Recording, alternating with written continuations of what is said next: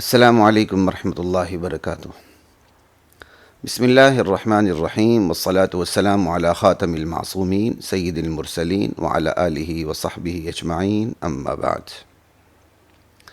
ناظرین، خبر، تجزیہ اور تبصرہ پر مشتمل پروگرام اسلام کے مطابق کے ساتھ خلیق الرحمن آپ سے مخاطب ہے۔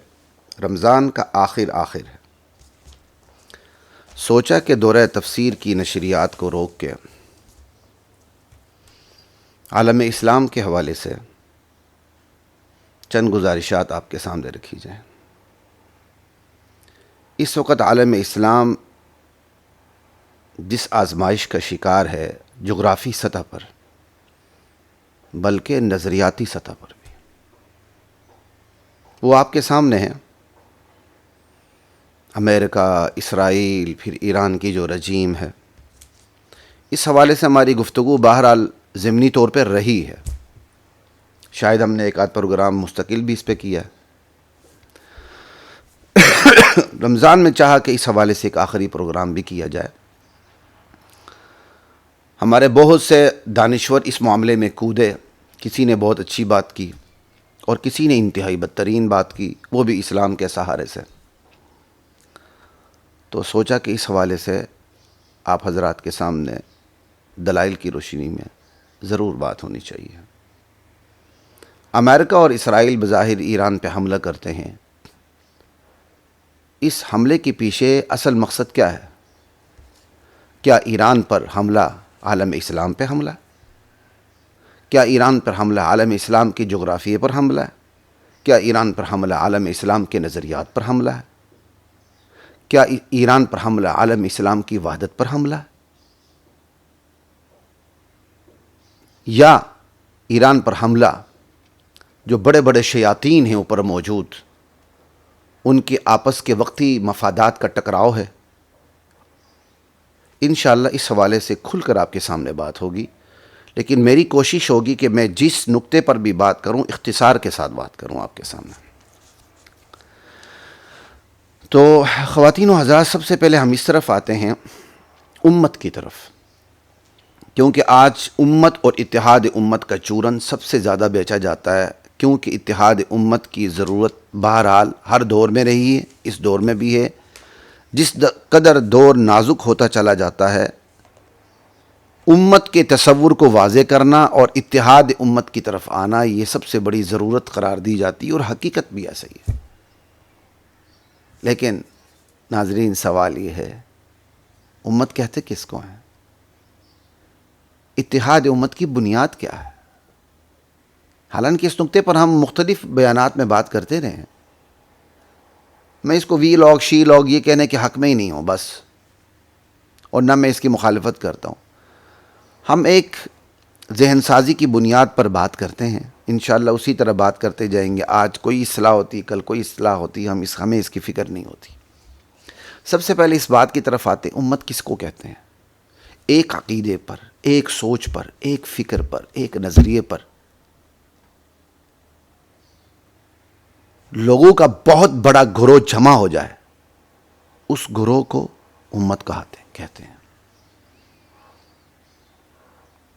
اب امت اسلام، امت محمدیہ کسے کہیں گے؟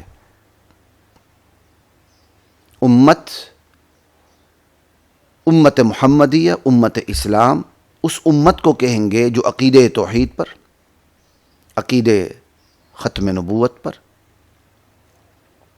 اور پھر اس عقیدے پر کہ اللہ تعالیٰ نے نبیوں اور رسولوں سے بڑھ کر کوئی ہستی دنیا میں نازل ہی نہیں کی ہدایت کے لیے، پھر صحابہ کے معیار حق ہونے پر یہ امت جمع ہو۔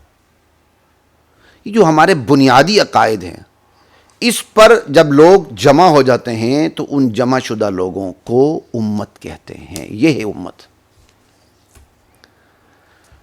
اگر ایک کا عقیدہ توحید پہ ہے ہی نہیں، بھلے وہ جس قدر مرضی توحید کا نعرہ بلند کریں، اور اگر ایک گروہ کا عقیدہ ختم نبوت پر نہیں ہے،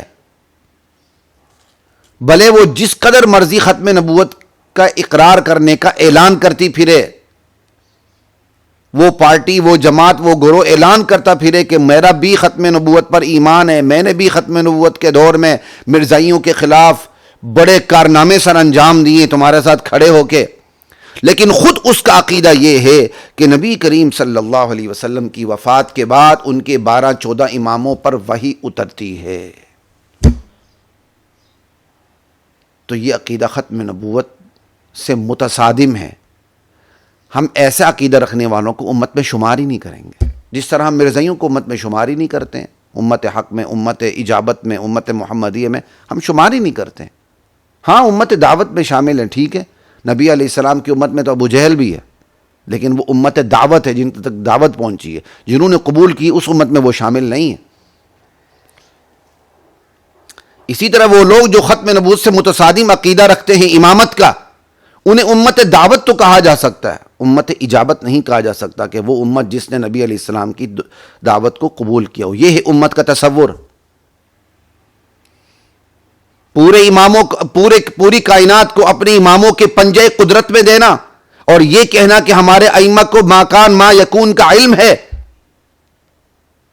اور یہ کہنا کہ اللہ تعالیٰ بھی باتیں بھول جاتے ہیں، کچھ ایسی جزئی واقعات ہوتے ہیں جو وقوع پذیر ہونے کے بعد اللہ کو پتہ چلتی ہیں، وہ اللہ بدا ہے، یہ عقیدہ رکھنا، قرآن کے محرف ہونے کا، تبدیل ہونے کا عقیدہ رکھنا، امامت کا عقیدہ رکھنا کہ نبی علیہ السلام کی وفات کے بعد ہمارے ائمہ پر وحی اترتی ہے، وحی شریعت، اما عائشہ پر بہتان لگانا، صحابہ کی تکفیر کرنا، اس سے بندہ امت محمدیہ سے، امت اجابت سے نکل کے باہر کھڑا ہو جاتا ہے، وہ امت میں شامل ہی نہیں ہے۔ اس لیے سب سے پہلے امت کا تصور ٹھیک کریں۔ ایک بات احسان آپ نے یاد رکھنا ہے، یہیں سے آپ ایسے الگ کرتے جائیں، ٹھیک ہے؟ تو یہ ہو گئی جی امت، اس پہ میری بات آپ سے ہو گئی، ٹھیک ہے؟ اب آگے چلتے ہیں اتحاد امت کی طرف۔ تو بھائی اتحاد امت، امت ہی کی بنیاد پہ ہوگا نا، سیدھی سی بات ہے۔ جو امت توحید پر مجتمع ہے، عقیدہ ختم نبوت پر مجتمع ہے، عقیدہ امامت کو نہیں مانتی کیونکہ وہ عقیدہ ختم نبوت سے متصادم ہے، قرآن کو تبدیل شدہ نہیں مانتی، اصلی مانتی ہے، صحابہ کو معیار مانتی ہے، معیار حق و ایمان بطور مقتدی ہمارے لیے صحابہ ہیں، آخرت پر اس کا ایمان ہے، تو یہ امت ہے نا۔ اب یہ جو امت، یہ جو ایک عقیدہ رکھتی ہے، ایک سوچ رکھتی ہے، ایک فکر رکھتی ہے، ایک نظریہ رکھتی ہے، ایک ایمان رکھتی ہے۔ اب فروعی مسائل آپس میں مختلف ہو سکتے ہیں، جیسے میں رفع یدین نہیں کرتا، آپ کر لیتے ہیں، میں زور سے آمین نہیں کہتا، آپ امام کے پیچھے زور سے آمین کہہ دیتے ہیں، میں پاؤں کے ساتھ پاؤں نہیں ملاتا، آپ ملا لیتے ہیں، ٹھیک ہے، یہ کوئی بڑے مسائل نہیں ہیں، بندہ اس سے امت سے باہر نہیں نکلتا۔ تو جو واقعی امت عقیدہ اس کا ایک ہے، ختم نبوت، توحید، رسالت، آخرت، عقیدہ امامت کی نفی، صحابہ کو معیار حق و ایمان ماننا، یہ ایک سوچ، ایک عقیدہ۔ اب ان کے درمیان اتحاد پیدا کیا جائے گا، ان کو رفع یدین پہ لڑاتے ہوئے یا لڑتے ہوئے ان کو جدا نہیں سمجھا جائے گا، ان کو آمین بالجہر پر لڑتے ہوئے لڑاتے ہوئے جدا نہیں سمجھایا جائے گا، بلکہ کہا جائے گا فروعی مسائل میں اپنی ترجیحات برقرار رکھتے ہوئے، اپنے ایک عقیدے کی وجہ سے، ایک سوچ کی وجہ سے، ایک ایمان کی وجہ سے، ایک نظریے کی وجہ سے متحد ہو جاؤ، ان کو متحد کرنے کی کوشش کی جائے گی۔ یہ متحد ہو جائیں تو یہ اتحاد امت ہے، ان کو متحد کرنے کی کوششیں، کاوشیں اتحاد امت کی کوششیں اور کاوشیں ہیں، بس یہ ہے اتحاد امت۔ اتحاد امت کے لیے نقطہ اتحاد ضروری ہے جو قرآن آپ کو فراہم کرتا ہے۔ تعالوا الى کلمۃ سواء بیننا وبینکم الا نعبد الا اللہ ولا نشرک بہ ولا یتخذ بعضنا بعضا اربابا من دون اللہ۔ اللہ کی توحید، شرک کا انکار اور اپنے بڑے چھوٹوں کو خدائی اختیارات دینے سے بالکل منکر ہونا، یہ ہے اتحاد امت کی بنیاد۔ اتحاد امت نقطہ اتحاد کے بغیر دنیا کا سب سے بڑا دجل ہے، فریب ہے، مکاری ہے، دھوکہ ہے۔ یہ ہے اتحاد امت اصل، جو عقیدے کی بنیاد پر وجود میں آتا ہے۔ اب اس اتحاد امت پر اچھے خاصے لوگ پھپتیاں کستے ہیں. یہ دیکھے جی چھوٹی چھوٹی بات پر کسی کو بدعتی کہہ دیا, کسی کو مشرک کہہ دیا, کسی کو اسلام سے باہر کر دیا. ان کی ساری خدمتیں لوگوں کو اسلام سے باہر کرنے کے لیے ہیں. ہماری ساری خدمتیں زندقین اور مرتدین پر بھی اسلام کی چھتری تاننے کے لیے. شرم آنی چاہیے تمہیں اپنے ان کاوشوں کے اوپر, تمہیں حیا آنا چاہیے. ایک گلاس پانی میں تمہیں ڈوب کے مرنا چاہیے کہ تم نے اتحاد امت کا تصور کیا دیا, تم نے اقامت دین کا تصور کیا دیا. تمہارے ہاں اتحاد امت اور اقامت دین یہ ہے, جو اللہ کی توحید میں ڈاکہ ڈالے وہ بھی مسلمان, جو عقیدہ امامت رکھتے ہوئے ختم نبوت پر ڈاکہ ڈالے وہ بھی مسلمان, جو صحابہ کی تکفیر کرے وہ بھی مسلمان, اور جو ان چیزوں کو اٹھائے تو وہ اسرائیل اور امریکہ کے ایجنٹ ہے. نہیں نہیں نہیں نہیں, یہ چھوٹی موٹی باتیں نہیں اٹھانی چاہیے, ورنہ تو ماضی کی بڑی بڑی باتیں اٹھائی جائیں گی. یہ تو ہم لوگوں کو اسلام میں داخل کرنے کے لیے کوششیں کر رہے ہیں, یہ اسلام سے خارج کرنے کے لیے کوششیں کر رہے ہیں. خدا کی قسم میں نے اس شخص سے زیادہ جاہل عامی کوئی کسی جماعت کا سربراہ نہیں دیکھا جتنا یہ جاہل اور جتنا اس کے عامیانہ بیانات ہیں. اس کو ایک گلاس پانی میں ڈوب مرنا چاہیے. اگر کوئی اختلاف رکھنا ہے ڈنگ سے رکھے, طریقے سے رکھے. اگر کوئی یہ اختلاف ڈنگ اور طریقے سے نہیں رکھے گا اور اسلام کے اصل تصور پر پھپتیاں کسے گا تو پھر ہماری زبان پہ تالے نہیں لگے ہوئے ہیں. یہ بات یاد رکھیں. لا الہ الا اللہ. ہم لوگوں کو اسلام میں داخل کرنے کے لیے آتے ہیں, یہ اسلام سے خارج کرنے کے لیے آتے ہیں. چھوٹی چھوٹی باتوں پر بدعتی اور مشرک کا فتوے لگاتے ہیں. یہ تمہارے نزدیک چھوٹی بات ہے ابو بکر کو کافر کہنا, یہ تمہارے نزدیک چھوٹی بات ہے عمر فاروق کو کافر کہنا, یہ تمہارے نزدیک چھوٹی بات ہے عثمان غنی کو کافر کہنا, یہ تمہارے نزدیک چھوٹی بات ہے کل صحابہ کو کافر کہنا 1 2 3 کے علاوہ. یہ تمہارے نزدیک چھوٹی بات ہے عقیدہ امامت کو گھڑنا جو عقیدہ ختم نبوت سے متصادم ہے. عقیدہ امامت کہ اللہ کے نبی کے بعد بھی کیا کہتے ہیں وہی اترتی ہے. عقیدہ امامت خمینی نے بھی اپنی کتاب میں لکھا ہوا ہے, عقیدہ امامت کہ ہمارے امام رسولوں اور نبیوں سے افضل اور برتر ہیں. ایسا عقیدہ رکھنے والا تو بھائی کافر ہے, اور اس کفر کو اسلام ثابت کرنے والا زندیق اور مرتد ہے. جناب یہ آپ کے نزدیک چھوٹی چھوٹی باتیں ہیں. عقیدہ توحید پر ڈاکہ ڈالنا کہ پوری کائنات ہمارے ائمہ کے پنجے قدرت میں ہیں, ہمارے ائمہ جو خود ہیں وہ ما کان ما یکون کو جانتے ہیں. اللہ تو بھول بھی جاتا ہے, کچھ چیزیں وقوع پذیر ہوتی اس کے بعد اللہ کو پتہ چلتا ہے, اس لیے ہم عقیدہ بدا کے قائل ہیں. یہ جناب امیر محترم یہ آپ کے نزدیک چھوٹی چھوٹی باتیں ہیں. انا للہ و انا الیہ راجعون. نہ تمہارا اتحاد امت کا تصور ٹھیک ہے, نہ تمہارا اقامت دین کا تصور ٹھیک ہے. تم جیسے عامی بندے کو یہ بھی پتہ نہیں ہے کہ اقامت دین کی ابتدا ہی عقیدے کی صحت اور تصحیح سے ہوتی ہے. اقامت دین کا تصور عقیدے کی صحت کے بغیر بالکل ناممکن ہے. لا الہ الا اللہ. تو اتحاد امت پر بھی یہ بات ہو گئی. ٹھیک ہے جی, یہ دوسری بات ہم نے کر دی. اب تیسری بات کی طرف چلتے ہیں جو اسی سے اخذ ہے. وہ کیا کہ جناب یاد رکھیے عقیدہ ہی جوڑ اور توڑ کی بنیاد ہے. عقیدہ ہی فصل و وصل کا معیار ہے. عقیدہ ہی ہے جو مجھے اور آپ کو جوڑ دیتا ہے. عقیدہ ہے ہم میں سے بہت سے لوگوں کو الگ کر کے اسلام کی سرحد سے باہر کھڑا کر دیتا ہے. اور یہ تعلیم ہمیں ہمارے دین نے دی ہے. اللہ کے نبی کے خونی رشتے چھوٹ گئے, لیکن جو اجنبی اسلام لے وہ نہیں چھوٹے. بلال حبشی, سیدنا بلال نبی علیہ السلام کے مقرب ترین صحابہ میں سے ایک صحابی. سلمان فارسی نبی علیہ السلام کے مقرب صحابی. صہیب کو دیکھ لیں رومی, حضرت خبیب کو دیکھ لیں, باہر سے آنے والوں کو دیکھ لیں, اندر بڑے بڑے سرداران کو دیکھ لیں جو ایمان نہیں لائے. ابو لہب سگا چچا, تبت یدا ابی لہب و تب پڑھنا ہم کار ثواب سمجھتے ہیں, اس کے انکار کرنے والے کو ہم کافر سمجھتے ہیں. ابو جہل دیکھ لیں, ابو طالب دیکھ لیں, نبی علیہ السلام کی خاندان کی بنا پر نصرت بھی کی لیکن وہ جنت کے حقدار نہیں ٹھہر سکے. یہ ہے عقیدہ جو فصل و وصل کا معیار ہے, جو جوڑ اور توڑ کا معیار ہے. اقامت دین کی بات کرنے والے, اتحاد امت کی بات کرنے والے آج عقیدے کو فصل و وصل کا معیار بنا لیں. ہم آپ کی خدا کی قسم جوتیاں ٹھیک کریں گے. ہم آپ کے پیچھے چلیں گے، ہم آپ کو اپنا بڑا بنائیں گے، لیکن عقیدے کو فصل و وصل کا معیار بنا لیں، زندیقین اور مرتدین پر اسلام کی چھتری تاننا چھوڑ دیں، اور یہ الزام لگانا چھوڑ دیں جو ایران کی مخالفت کر رہا ہے وہ اسرائیل اور امریکہ کا ایجنٹ ہے۔ لا الہ الا اللہ۔ تو جو عقیدہ جو فصل و وصل کا معیار ہے اسے نظر انداز کرنے والا کس کا ایجنٹ ہے؟ آپ خود بتائیں۔ جو عقیدہ، وہ عقیدہ جو فصل و وصل کا جوڑ توڑ کا معیار ہے اسے نظر انداز کرنے والا تو شیطان ہے جناب، شیطان اکبر ہے۔ تو یہ تیسری بات جو ہماری اس پر بھی ہو گئی۔ ناظرین، آج کے اس نازک دور میں اپنے عقیدے کو سیکھیے، سمجھیے نورانی قاعدے کی طرح۔ میں اپنے علماء کو مشورہ دوں گا، اور میری اپنی نیت بھی ہے، تھوڑی بہت ہم کاوشیں بھی کرتے ہیں، لیکن اب ضرورت اس بات کی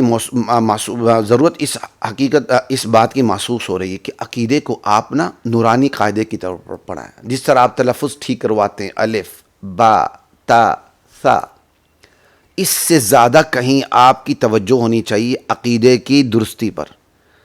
ہمارے قراء حضرات تلفظ کی درستی پر نظر رکھتے ہیں، بہت اچھی بات ہے، انکار نہیں ہے، صرف مثال سے سمجھاتا ہوں۔ یہ مثال میں نے اس لیے دی ہے کہ جس طرح قرآن کے تلفظ شروع سے غلط ہو جائیں تو آخر تک غلط رہتے ہیں، پھر پورا قرآن بھی یاد ہو جائے تو بندہ غلط ہی پڑھتا ہے، بالکل اسی طرح عقیدہ شروع سے ٹیڑھا ہو جائے نا، اقامت دین کا تصور شروع سے ٹیڑھا ہو جائے، پھر بندے کی دونوں ٹانگیں اور لاتیں قبر پر بھی پہنچ جائے نا، قبر کے اندر بھی داخل ہو جائیں، داڑھی بھی سفید ہو جائے، تو وہ اس کے ہاں اقامت دین یہی ہوتا ہے کہ جو دشمنان ہیں صحابہ ہیں ان کو بھی مسلمان کہیں، صرف مرزائی کی کسر باقی رہتی، ان کو بھی لائیں جناب علی، وہ بھی قرآن کو مانتے ہیں نا، کہتے ہیں مرزائی قرآن کو ہم مانتے ہیں، تو لائیں ان کو بھی، اسلام کے دائرے میں آپ یہ خدمت بھی سر انجام دے دیں، ماشاءاللہ مرزائیوں کو بھی لے آئیں۔ کیوں ان کو پیچھے رکھا ہوا ہے؟ جو مرزائیوں سے بڑے کافر ہیں ان پر تو آپ نے اسلام کی چھتری تان دی ہے، مرزائی تو ان سے چھوٹے ہیں، لے آئیں ان کو۔ لا الہ الا اللہ۔ تو جس طرح مرزائی اسلام کی چھتری طرح نہیں آ سکتے، دشمنان صحابہ کو بھی اسلام کی چھتری مہیا نہیں کی جا سکتی۔ تو بات ہو رہی تھی، جو میں آپ حضرات سے بات کر رہا ہوں وہ یہی، خدا کے لیے عقیدے کو قرآن کے تلفظ سے زیادہ توجہ دیں، نورانی قاعدے کی طرح 1 2 3 4 کر کے عقیدے کی باقاعدہ فہرست ہونی چاہیے، اور متصادم عقیدوں کی بھی فہرست ہونی چاہیے، لا الہ کی فہرست الگ ہونی چاہیے، الا اللہ کی فہرست الگ ہونی چاہیے، اور اپنے بچوں کو شروع سے ہی عقیدے کی صحت پر توجہ دیں، وگرنہ یہ اسلام کا نام بھی لیں گے، بڑی بڑی اسلامی دینی سیاسی جماعتوں کی سربراہی کے منصب اور ذمہ داری تک بھی پہنچ جائیں گے، لیکن بونگیاں ہی ماریں گے، عامیانہ باتیں کریں گے، جاہلانہ باتیں کریں گے، اور ظلم در ظلم یہ وہ سب اسلام کے عنوان سے کریں گے۔ اس لیے میں علماء سے گزارش کرتا ہوں کہ لمبے لمبے دروس دینے کی بجائے باقاعدہ نورانی قاعدے کی صورت میں 1 2 3 کر کے عقیدے کی فہرست بنا کے سمجھائیں۔ ہمارے ہاں تو بس عقیدہ یہی ہے کہ مردے سنتے ہیں کہ نہیں سنتے، اس کو عقیدہ بنا لیں، جو اصل اختلاف ہے اس کو بھی نظر انداز کر دیں، پھر ہر مردے کے عقیدے کے سننے کی کیا کہتے ہیں دوڑ لگا لیں، وہ رٹ لگا لیں، اور اس کو عقیدہ بنا کے بیان کریں، اور جن باتوں کو عقیدہ بنا کے بیان کرنے کی ضرورت ہے ان کو نظر انداز کر دیں، ان کے بارے میں بالکل نابینے بن جائیں، گونگے شیطان بن جائیں، ان پر توجہ ہی نہیں دینی ہم نے۔ اصل عقیدے پہ محنت کریں جناب۔ اور اب تیسری چوتھی بات کی طرف آتے ہیں، وہ یہ ایک حقیقت یاد رکھ لیں ناظرین، جس طرح عقیدے کی حمایت اور عقیدے کی مخالفت اپنی جان پر اور سماج پر اثر انداز ہوتی ہے، بالکل اسی طرح عقیدے والوں کی حمایت اور عقیدے والوں کی مخالفت بھی سماج پر اثر انداز ہوتی ہے، سماج کی سوچ پر، فکر پر۔ مثال کے طور پر کوئی مزارات کو سجدہ کرتا ہے تو اس عقیدے کی مخالفت کریں گے نا۔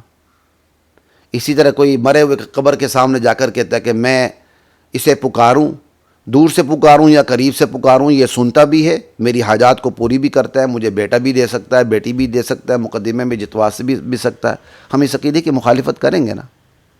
ہم اس عقیدے کی مخالفت کریں گے تو اس کا اثر سماج پہ کیا پڑے گا؟ لوگ مزار والوں کو حاجت روا اور مشکل کشا نہیں سمجھیں گے، مزارات میں قبر میں پڑی شخصیت کو، بلکہ وہ اللہ کی طرف متوجہ ہوں گے اور ایاک نعبد و ایاک نستعین پر صحیح ایمان لے آئیں گے۔ یہ ہے عقیدے کی، غلط عقیدے کی مخالفت کا اثر سماج کے اوپر، ٹھیک ہے۔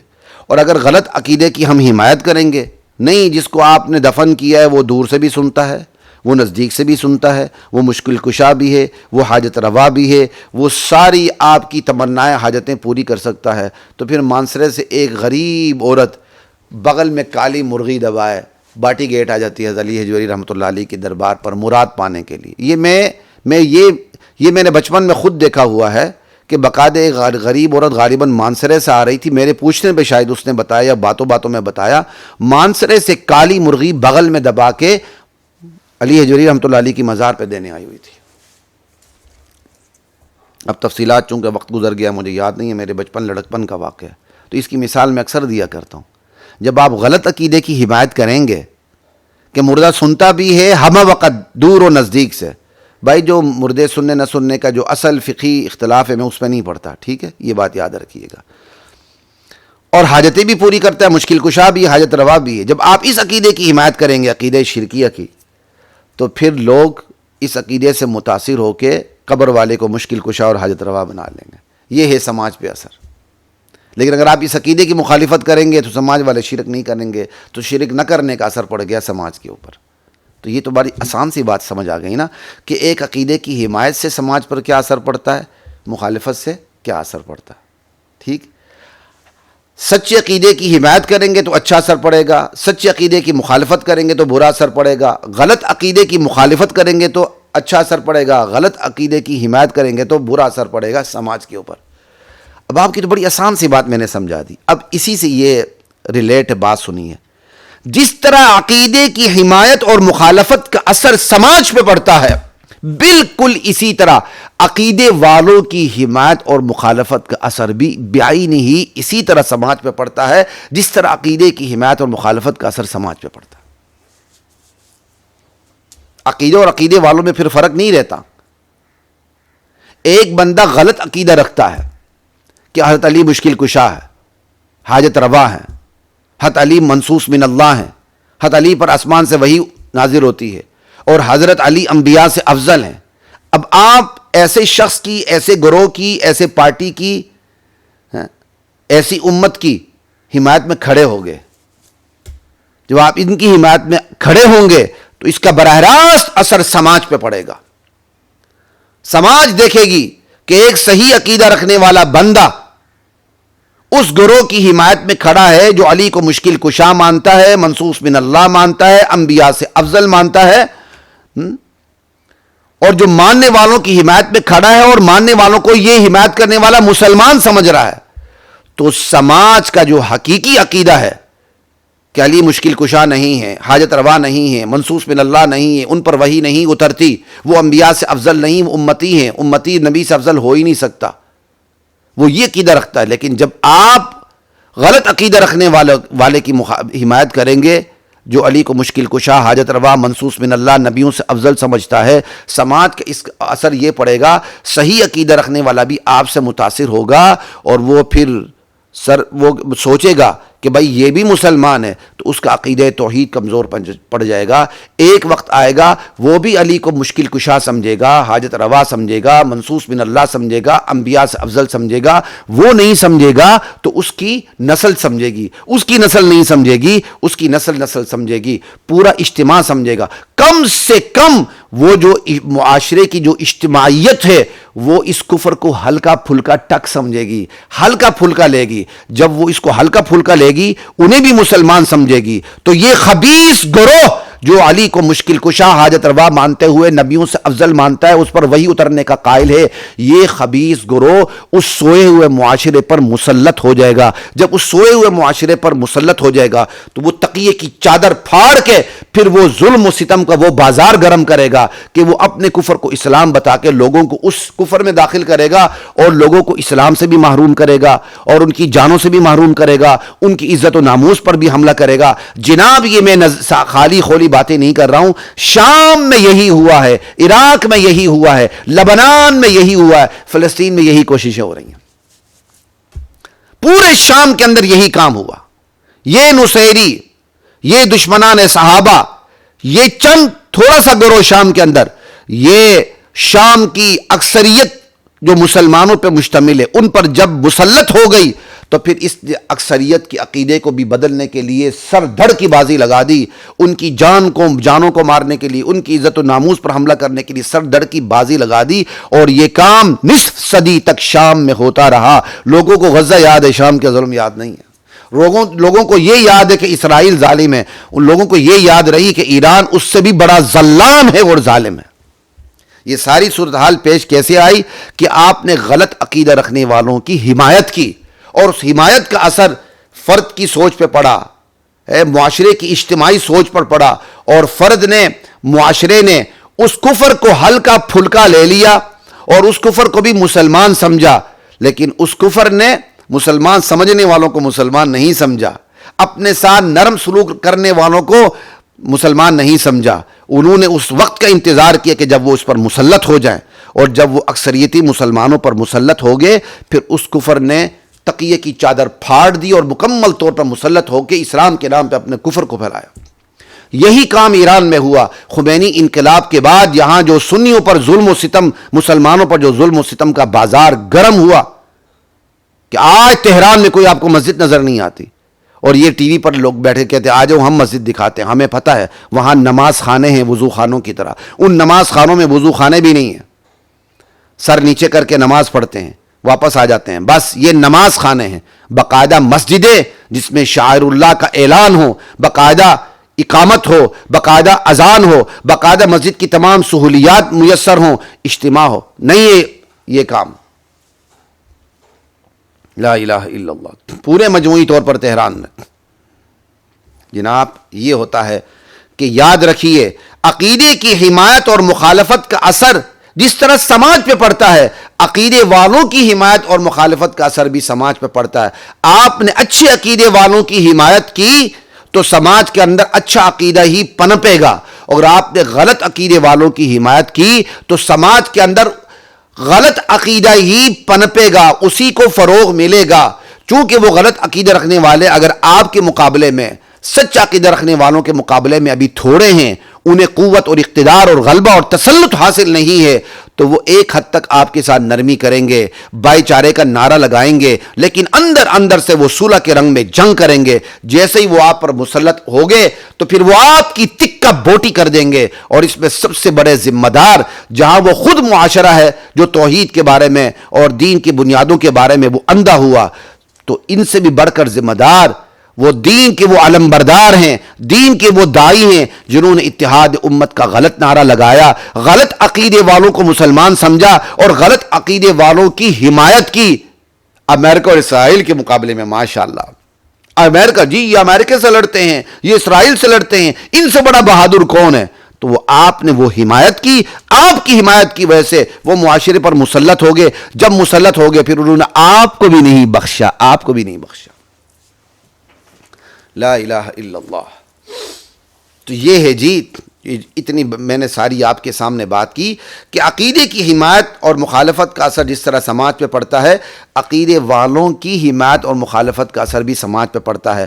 اچھے عقیدے والوں کی حمایت کریں گے سماج میں اچھا عقیدہ پنپے گا، غلط عقیدے والوں کی حمایت کریں گے تو سماج میں غلط عقیدہ پنپے گا۔ یہ بات کافی نہیں ہوگی، نہیں جی تو مسلمان ہیں ہم نے اس لیے حمایت کی، ہم ان کا عقیدہ نہیں رکھتے، ہم تو ان سے اصولی اختلاف رکھتے ہیں، ہم ان سے اصولی اختلاف رکھتے ہیں، لیکن چونکہ عالم اسلام کا حصہ ہے نا، اس لیے آج اس نازک دور میں موقع محل کو دیکھتے ہوئے ہم ان کی حمایت کر رہے ہیں۔ جناب آپ کی حمایت سے خدا کی قسم اس سماج کے اندر کفر کا غلغلہ ہوگا، تنتنا ہوگا، دبدبا ہوگا، جب یہ مسلط ہوں گے سب سے پہلے وہ آپ کی داڑھی کو نوچیں گے، آپ کے ایمان کو نوچیں گے، آپ کی عزت و آبرو کو نوچیں گے. اس وقت آپ واہ ولا کریں گے، یا ویلتا کہیں گے، یا لیتنی کہیں گے، یا اسفا کہیں گے، لیکن اس وقت کوئی فائدہ نہیں ہوگا.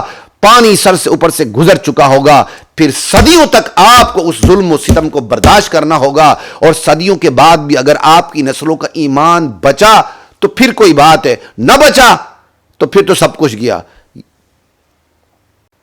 یہ تو شام کے مسلمانوں کے ایمان کی گواہی احادیث میں موجود ہیں.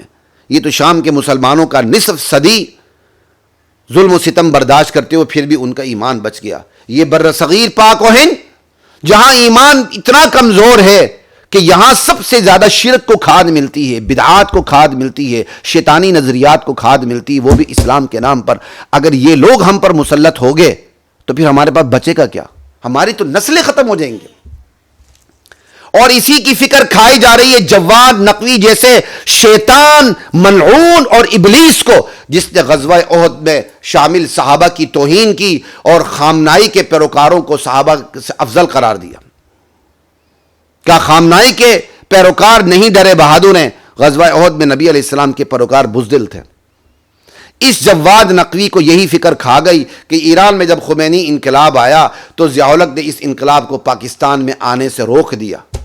زندہ باد ضیاء الحق، اے ضیاء الحق اللہ تیری قبر کو نور سے بھر دے، تم نے واقعی یہ کردار ادا کیا، ہم تیرے ممنون ہیں، تم ہمارے مشکور ہو، ہم تیرا شکریہ ادا کرتے ہیں.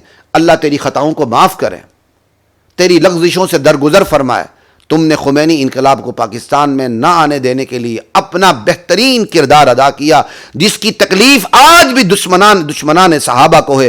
دشمنان صحابہ شہید اسلام شہید ضیاء الحق کا نام لیتے ہیں، جل بنتے ہیں اور گالیاں دیتے ہیں. لا الہ الا اللہ. تو خواتین و حضرات، اس نقطے پر بھی میری آپ سے بات مکمل ہو گئی کہ جس طرح عقیدے کی حمایت اور مخالفت کا اثر سماج پہ پڑتا ہے، چاہے وہ عقیدہ صحیح ہو یا غلط ہو، اسی طرح عقیدے والوں کی حمایت اور مخالفت کا اثر بھی سماج پہ پڑتا ہے. غلط عقیدے کی حمایت کریں گے سماج پہ غلط اثر پڑے گا، صحیح عقیدے کی حمایت کریں گے سماج پہ اچھا اثر پڑے گا. اسی طرح غلط عقیدے والوں کی حمایت کریں گے سماج میں غلط عقیدہ کی فصل اگائے گی. اور اسی طرح اگر آپ نے صحیح عقیدے والوں کی حمایت کی تو سماج میں صحیح عقیدہ پھلے گا، پھولے گا. پھر یہی ہوگا کزرع اخرج شطأہ فآزرہ فاستغلظ فاستوى على سوقه يعجب الزراع ليغيظ بهم الكفار. دانہ نکلے گا، کومپل نکلے گی، وہ کومپل مضبوط ہوگی، وہ جو جس ڈنڈی پہ کھڑی وہ مضبوط تنا بن جائے گا، پھر ایک شجر بن جائے گا، ثمر آور درخت بن جائے گا، لہلہائے گا، پھلے گا، پھولے گا. اسلام ہر طرف، اسلام کا پھل ہر طرف جائے گا. نہیں تو پھر شجر زقوم ہی نکلے گا جناب. اس پر بھی میری بات آپ سے احسان پتہ چل رہا ہے نا؟ ہاں، یہ بھی ہو گیا. اچھا جی، اگلی بات کہتے جی ایران پہ حملہ اسلام پہ حملہ ہے. اللہ اکبر. ایران پر حملہ اسلام پر حملہ. جناب جو یہ عقیدہ رکھتا ہے میں اس کو اپنے چینل سے چیلنج دیتا ہوں. میں آپ کے ساتھ مناظرہ نہیں، خدا کی قسم پوری دنیا کے سامنے مباہلہ کرنے کو تیار ہوں. آ جائیں، ندعو ابناءنا وابناءکم ونساءنا ونساءکم. آ جائیں، وانفسنا وانفسکم ثم نبتہل فنجعل لعنۃ اللہ علی الکاذبین ان ھذا لہو القصص الحق وما من الہ الا اللہ وان اللہ لہو العزیز الحکیم فان تولوا فإن اللہ علیم بالمفسدین. اس وقت جو ایران کی رجیم، ایرانی رجیم میں جو عقیدہ رکھتی ہے صحابہ کے بارے میں، جو ان کی اپنی کتابوں میں موجود ہے، سینہ بہ سینہ کوئی باتیں موجود نہیں ہیں.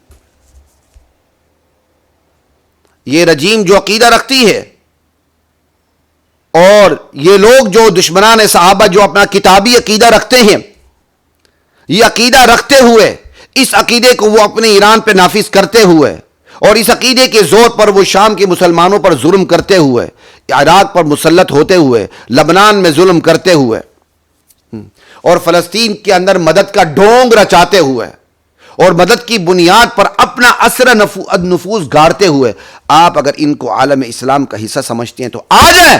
دنیا کا کوئی مفتی بھی ہے نا 2% کا, میں اس سے مباہلہ کرنے کے لیے تیار ہوں, آ جائیں میرے ساتھ مباہلہ کریں. وہ ان کو ایران پر حملہ, عالم اسلام پر حملہ ثابت کرے نظریاتی حوالے سے, آ جائیں. کیونکہ اصل تو نظریہ ہے نا, جغرافیہ تو بات کی بات ہے جناب علی. چین و عرب ہمارا, ہندوستان ہمارا, مسلم ہے ہم, وطن ہے سارا جہاں ہمارا. بات تو نظریے کی, آ جائیں. وہ جو نظریہ رکھتے ہیں اس نظریے کی بنیاد پر آپ ان کو مسلمان سمجھتے ہیں, پھر ایران پر حملہ, عالم اسلام پر حملہ سمجھتے ہیں, آ جائیں کر لیتے ہیں مباہلہ. کیونکہ مباہلہ آخری سطح ہوتی ہے جہاں گفتگو ختم کرنی ہوتی ہے. مباہلہ کوئی باقاعدہ ایسی دلیل نہیں ہے, کیونکہ مباہلہ کے بعد ضروری نہیں ہوتا کہ کوئی اثر پڑے جھوٹے پر. ہو سکتا ہے فوراً پڑے, ہو سکتا ہے دیر سے پڑے, ہو سکتا ہے نہ پڑے. مباہلہ تو اس لیے ہوتا ہے, گفتگو ختم کرنے کا ایک سلیقے کا طریقہ ہوتا ہے, ایک قرینہ ہے. یار تم دلائل سے نہیں مانے ہو, آ جاؤ گفتگو کو اس طرح ختم کرتے ہیں, مباہلہ کر لیتے ہیں. اصل دلائل تو قرآن و سنت کے ہے نا. مباہلہ تو گفتگو کو ایک سلیقے سے ختم کرنے کا طریقہ ہوتا ہے بس. لا الہ الا اللہ. تو اگر آپ دلائل سے نہیں مانتے, کوئی 2% کا مفتی یا کسی جماعت کا امیر عامیانہ اور جاہلانہ گفتگو کرے اور یہ کہے کہ ایران کی مخالفت اسرائیل کو جو کر رہے ہیں وہ ایران اور اسرائیل کے ایجنٹ, ایران اور اسرائیل اور امریکہ کے ایجنٹ ہیں, آ جائیں مباہلہ کرتے ہیں. دلائل کی دنیا میں میں نہ مانو کہ تم نے پالیسی اختیار کی ہے, ہم سلیقے کے ساتھ تمہارے ساتھ گفتگو ختم کرنے کے لیے مباہلے کا اعلان کرتے ہیں. آ جاؤ. اس وقت جو ایران کی رجیم, جو ان کا مسلک, جو ان کا طریقہ کار, جو ان کا گروہ, جو ان کی امت, جو ان کا ہجوم, جو عقیدہ رکھتا ہے, تم اس کو اسلام ثابت کرو. پھر ایران پر حملہ, عالم اسلام پہ حملہ ثابت کرو, آ جاؤ اس پر کر لیتے. کیونکہ ایران پر حملہ, اسلام پر حملہ ثابت کرنے کے لیے آپ کو ان کے عقائد اسلامی ثابت کرنے ہوں گے. آپ زبان سے نہیں بھی کرتے, آپ کہتے ہیں کہ ایران پر حملہ عالم اسلام پر حملہ ہے, تو اس سے صاف پتہ چلتا ہے کہ ایران ایک مسلم ملک ہے. تو مسلمان کب ہوتا ہے؟ جب وہ اسلام کی بنیادی عقیدہ رکھے اور اس کا اعلان کرے, تبھی مسلمان ہوگا نا, اس سے پہلے مسلمان تو نہیں ہوگا. تو اس کا مطلب اگر آپ ایران کو عالم اسلام کا حصہ قرار دیتے ہیں تو اس کا مطلب آپ ان کے عقیدے کو بھی اسلام قرار دیتے ہیں. جب وہ ان کا عقیدہ اسلام ہوا تو ان کے عقیدے سے جو متصادم ہے وہ اسلام نہ ہوا, تو پھر ہم سارے کافر ہو گئے. تو آپ کو یہ کرنا ہوگا, ایران کو مسلمان ثابت کرنا ہوگا اور ہم سب کو اپنے سمیت کافر ثابت کرنا ہوگا, تبھی تو ایران عالم اسلام کا حصہ بنے گا نا. آ جائیں. خدا نے اتنی بھی عقل نہیں دی, عقل پہ تھوڑا سا ہاتھ ماریں کہ آپ ایران کو عالم اسلام کا حصہ سمجھ کر آپ کتنا بڑا بلنڈر مار رہے ہیں کہ ان کے کفر کو اسلام ثابت کر رہے ہیں اور اسلام کو کفر ثابت کرنے میں لگے ہوئے ہیں. خود اپنے آپ کو اپنی زبان سے کافر کہہ رہے ہیں, کیونکہ وہ اپنے عقیدے سے متصادم, بنیادی عقیدے سے جو متصادم ہے اس سب کو وہ کفر سمجھتے ہیں. انشاءاللہ اس پہ بھی تھوڑی سی آگے جا کے بات ہوگی, اللہ تعالیٰ نے چاہا. تو یہ اس ڈکوسلے میں نہ پڑیں کہ ایران پر حملہ عالم اسلام پہ حملہ, ورنہ ثابت کریں. اور یاد رکھیے, ایران کی حمایت سے نظریات پہ چوٹ پڑتی ہے, ایران کی حمایت سے طاغوتی نظریات کو فروغ ملتا ہے. جو میں نے آپ سے پہلے عقیدے والوں کی حمایت اور مخالفت پر میں نے بات کی, تو اس پر بھی اتنی بات کافی ہو گئی کہ آپ کو ثابت کرنا ہوگا کہ ایران پر حملہ عالم اسلام پر حملہ ہے. ہم تو نہیں مانتے, اور ڈنکے کی چوٹ پر نہیں مانتے, دلیل کی بنیاد پر نہیں مانتے, اور آپ نہیں مانتے اور میں نہ مانو کی پالیسی رکھتے ہیں, تو آپ کسی جماعت کے امیر ہیں یا 2% کے مفتی ہیں, تو ہم آپ کو مباہلے کی بات کرتے ہیں. مباہلہ ہوتا ہے کفر کے ساتھ, لیکن ہم مجبور ہو کے آپ کو کہہ رہے ہیں, کیونکہ آپ تو پھر کفر کی صف پہ جا کے ان کے ساتھ کھڑے ہو گئے نا, جب آپ اس کو عالم اسلام کا حصہ بناتے ہیں. اور ساتھ یہ بھی کہتے ہیں جی ہم اصولی اختلاف رکھتے ہیں, اصولی اختلاف رکھتے ہیں. بھائی اصولی اختلاف رکھتے ہوئے آپ عالم اسلام کا حصہ کیسے قرار دیتے ہیں, بتائیں پھر. کیوں کھچڑی پکاتے ہیں, کیوں دولے پن کا مظاہرہ کرتے ہیں؟ اگر آپ کی مجبوری ہے تو آپ خاموش ہو جائیں, روپوش ہو جائیں. کم سے کم غلط گفتگو تو نہ کریں نا, کم سے کم سماج کے ایمان پہ ڈاکہ تو نہ ڈالیں, شعوری طور پر, غیر ارادی طور پر, غیر شعوری طور پر یا ارادی طور پر. اگلی بات کہتے ہیں جی ایران ہی وہ ملک ہے جس نے اسرائیل کو ٹھوکا. کیا کمال کا لفظ ہے جی, ٹھوکا. ویسے یہ ٹھوکے کا لفظ صاف پتہ چلتا ہے کہ بندہ اپنے نجی محفلوں میں کس قسم کی گفتگو کرتا ہوگا. یہ ٹھوکنے کے لفظ سے پتہ چل جاتا ہے نا. ایران نے اسرائیل کو ٹھوکا. سوال ہے کب ٹھوکا, کس بنیاد پہ ٹھوکا؟ بتائیں ہمیں, بتائیں. چلیں آپ تھوڑا بہت ثابت بھی کر دیں گے, اس کو چھوڑ کے اگلی دلیل کی طرف چلتے ہیں. مزید جیسے جب کیا کہتے ہیں ابراہیم علیہ السلام نے وقت کے بادشاہ کے سامنے جب دلائل پیش کیے تھے نا کہ میرا رب زندہ جلاتا ہے مارتا ہے, اس نے کہا یہ کام میں بھی کرتا ہوں. تو میں وقت کے نبی نے کہا ابراہیم علیہ السلام نے, یہ تو سماج متاثر ہو رہا ہے. انہوں نے اس سے بھی بڑی دلیل دی تھی, اس کے انکار, اس سے بڑی دلیل ایسی دے دی کہ جو اس سے پہلی دلیل تھی وہ بھی غلط ثابت ہو گئی. اس نے کہا میرا رب مشرق سے طلوع کرتا ہے مغرب میں غروب کرتا ہے, تم اس کا برعکس کر کے دکھاؤ. فبہت الذی کفر. ہم بھی آپ سے ادھر ہی یہی کہتے ہیں. کب ٹھوکا, کس بنیاد پر ٹھوکا, جواب دے دو. اگر آپ کوئی جواب دیں گے ہم کہیں گے آپ نے کبھی ایرانی مظالم کا بھی یوں تذکرہ کیا؟ آپ کو یہ تو یاد رہا کہ ایران نے اسرائیل کو ٹھوکا. ماشاءاللہ کیا کمال کا آپ نے پارلیمانی لفظ استعمال کیا. تو کبھی آپ نے ایرانی مظالم کا بھی ذکر کیا کہ ایران نے کہاں کہاں کس کس کو ٹھوکا؟ اب میں یہ کہوں کہ بڑے بڑے علماء کو ٹھوکا, شہید کیا, یہ مجھے اچھا لگتا ہے؟ شام میں لاکھوں مسلمانوں کا قتل عام کیا اس ایران نے. کیا آپ نے ببانگ دہل ان باتوں کا اعلان اور اقرار کیا؟ شام میں, عراق میں, لبنان میں, یمن میں, پاکستان کے اندر پراکسی وار بلوچستان سے لے کر گلگت بلتستان تک. لا الہ الا اللہ. پھر سابق ایرانی صدر نے فخریہ طور پر کہا, جو ویڈیو بھی وائرل ہوئی ہو, غالباً میں نے بھی شیئر کی ہے, کہ اس نے کہا ہم نے جو شام وغیرہ میں کیا ہے ہمیں اس پر فخر و افتخار ہے, ہم نے صحیح کیا. اللہ اکبر. تو آپ نے کبھی ایران کے مظالم کا بھی اس طرح ذکر کیا ہے؟ جو ایران کی جو نورہ کشتی ہے اس کو آپ اتنے فخر سے بیان کرتے ہیں کہ ایران نے اسرائیل کو ٹھوکا, اور آپ کو تھوڑا سا بھی احساس نہیں ہوا کہ آپ کے اس بیان کا اثر سماج پہ کیا پڑے گا؟ سماج والے ایران کو بہت بڑا بہادر سمجھ لیں گے اور اس کے عقیدے کو بھی درست سمجھ لیں گے کہ عالم اسلام میں واحد بہادر یہی ہے. یہی غلطی ڈاکٹر اسرار مرحوم نے کی. کاش ڈاکٹر اسرار مرحوم زندہ ہوتے, میں دو بدو ان کے ساتھ بیٹھ کر ان سے بات کرتا. جب بات ہوتی ہے عربوں کی مخالفت, ایران کی حمایت, اور پھر ساتھ یہ بھی کہتے ہیں ان کی اپنی شریعت ہے, ٹھیک ہے, ان کو وہ جس کو سمجھتے ہیں, کیونکہ ڈاکٹر اسرار بھی وچوں یہی سمجھتے تھے کہ وہ جس کو اسلام سمجھتے ہیں وہ غلط ہے, لیکن اس کے باوجود کہتے ہیں جس کو وہ اسلام سمجھتے تھے انہوں نے نافذ کر کے دکھایا. ماشاءاللہ ماشاءاللہ. ایک بندہ کفر کو نافذ کر کے دکھا دے اور اس کو اسلام کا نام دے, تو آپ اس کو عالم اسلام کا لیڈر کہیں گے, ممبر کہیں گے, اور اس کو آپ بہادر کہیں گے. تو پھر مرزائیوں کے بارے میں کیا خیال ہے کہ مرزائی اپنے مرکز میں مرزائیت نافذ کرتے ہیں اور اس کو اسلام کا نام دیتے ہیں, تو آپ اس کی تعریف کریں گے؟ میرے اسکول ٹیچر تھے, مرزائی تھے, یقین کریں کرتا پہنتے تھے, کرتا. یہ کف والے کپڑے بھی وہ نہیں پہنتے تھے, جیسے ہمارے بعض صوفی مولوی نا کف والے کپڑوں کو آج بھی گناہ سمجھتے ہیں. وہ کف والے کپڑے بھی نہیں سمجھتے تھے, کف والے کپڑے بھی نہیں پہنتے تھے, کرتا پہنتے تھے. میں نے کبھی ان کو قمیض میں بھی نہیں دیکھا. جب پانی پیتے تھے بیٹھ کے پیتے تھے.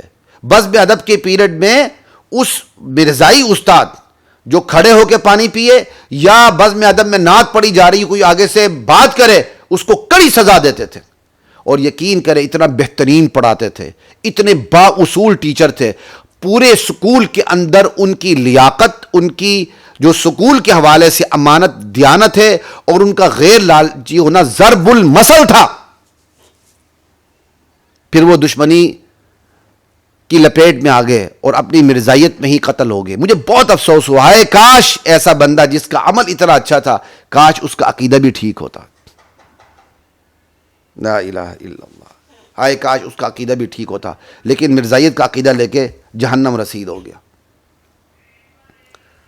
فیصلہ کن چیز تو عقیدہ ہے نا, اعمال تو نہیں ہے, ورنہ تو آپ مدر ٹریسا کو بھی جنت کا حقدار قرار دیتے ہیں, پھر تو آپ ماتم تائی کو بھی سیدھے جنت میں لے جائیں گے. لا الہ الا اللہ.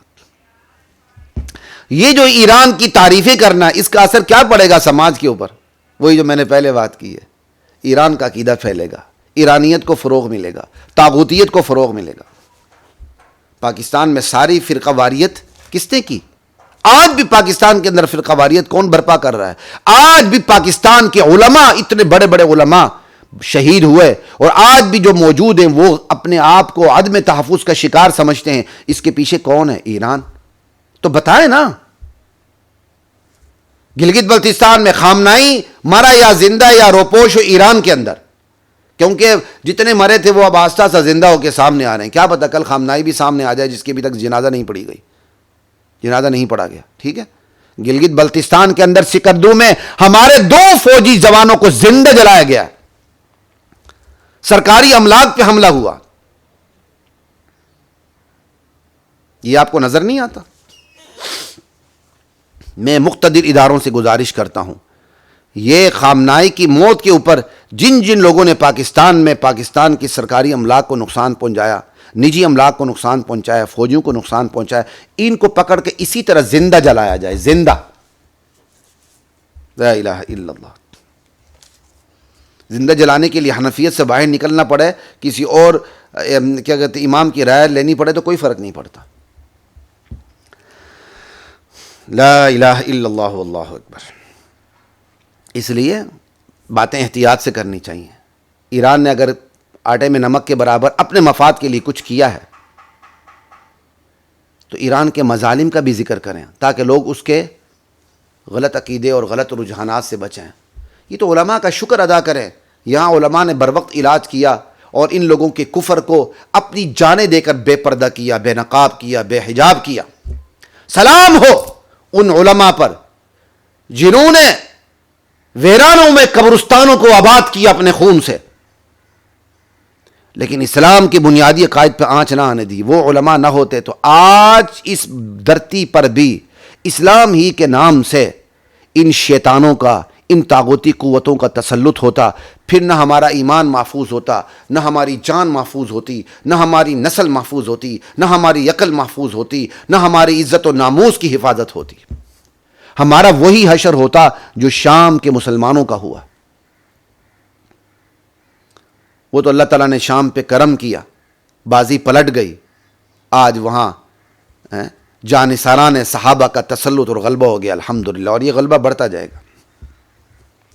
اچھا جی، اب اگلی بات کی طرف چلتے ہیں. وہی سے ملتی جلتی بات ہے. ہمارے ایک سیاسی کہتے ہیں جی یہ دیکھو توحید والے پیچھے رہ گئے، ایران بہادر ہے. ایران طاقتوں کو چیلنج کر رہا ہے، طاقتوں کا مقابلہ کر رہا ہے. اچھا مولانا صاحب، یہ طاقتوں کو چیلنج کرنے سے بندہ بہادر بن جاتا ہے؟ تو پھر تو ابلیس سب سے بڑا بہادر ہے.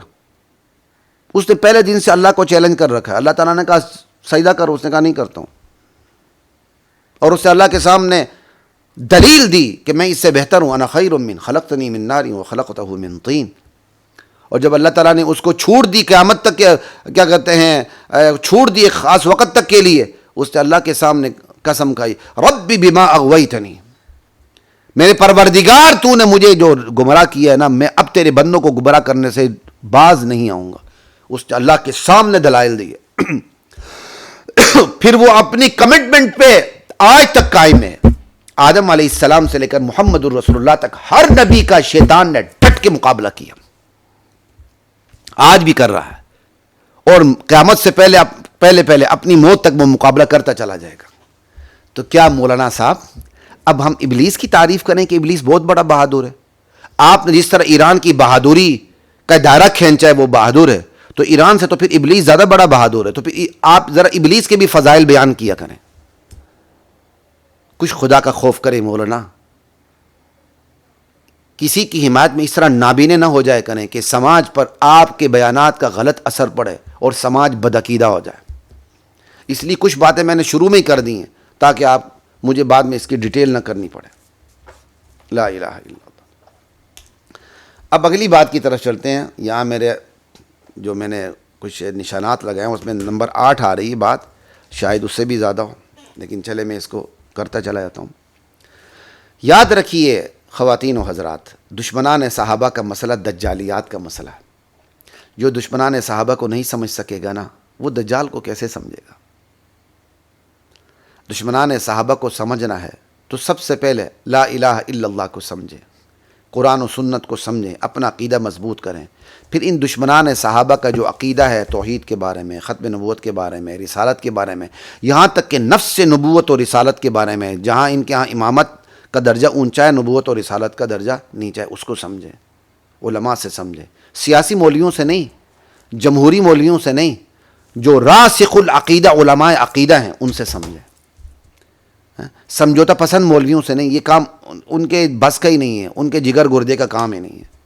دشمنان صحابہ کا مسئلہ دجالیات کا مسئلہ ہے، اس کو اچھی طرح علماء عقیدہ سے سمجھیں، جو علماء عقیدے پر کوئی سمجھوتا نہیں کرتے، اپنی جان دے دیتے ہیں لیکن عقیدے پر سمجھوتا نہیں کرتے. ان سے سمجھیں، پہلے اپنا عقیدہ سمجھیں، لا الہ الا اللہ کو سمجھ لیں، پھر ان کو سمجھیں، تو انشاءاللہ آپ کو دشمنان صحابہ کا مسئلہ آسانی سے سمجھ آ جائے گا. وگرنہ یہ جو دشمنان صحابہ ہیں یہ اپنے پاس تقیے کا ہتھیار رکھتے ہیں، جھوٹ بولنا ان کے ہاں ثواب ہے، یہ اپنے ہاں کتمان کا عقیدہ رکھتے ہیں، اپنے آپ کو چھپاتے ہیں. سمجھ آئی؟ پھر آپ ان کو نہیں سمجھ سکیں گے، پھر آپ ان کی جال میں جس طرح بڑے بڑے مولوی پھنسے آپ بھی پھنس جائیں گے. تو جو دشمنان صحابہ کو نہیں سمجھے گا وہ دجال کو نہیں سمجھ سکتا. اگلی بات کی طرف چلتے ہیں. جی کہتے ہیں جی آپ ایران کی مخالفت کرتے ہیں، یہ امت کی تقسیم ہے. اس کا جواب بھی پہلے ہو چکا ہے.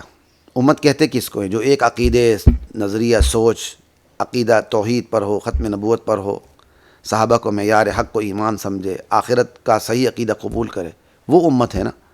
تو یہ لوگ تو امت میں شامل ہی نہیں ہیں.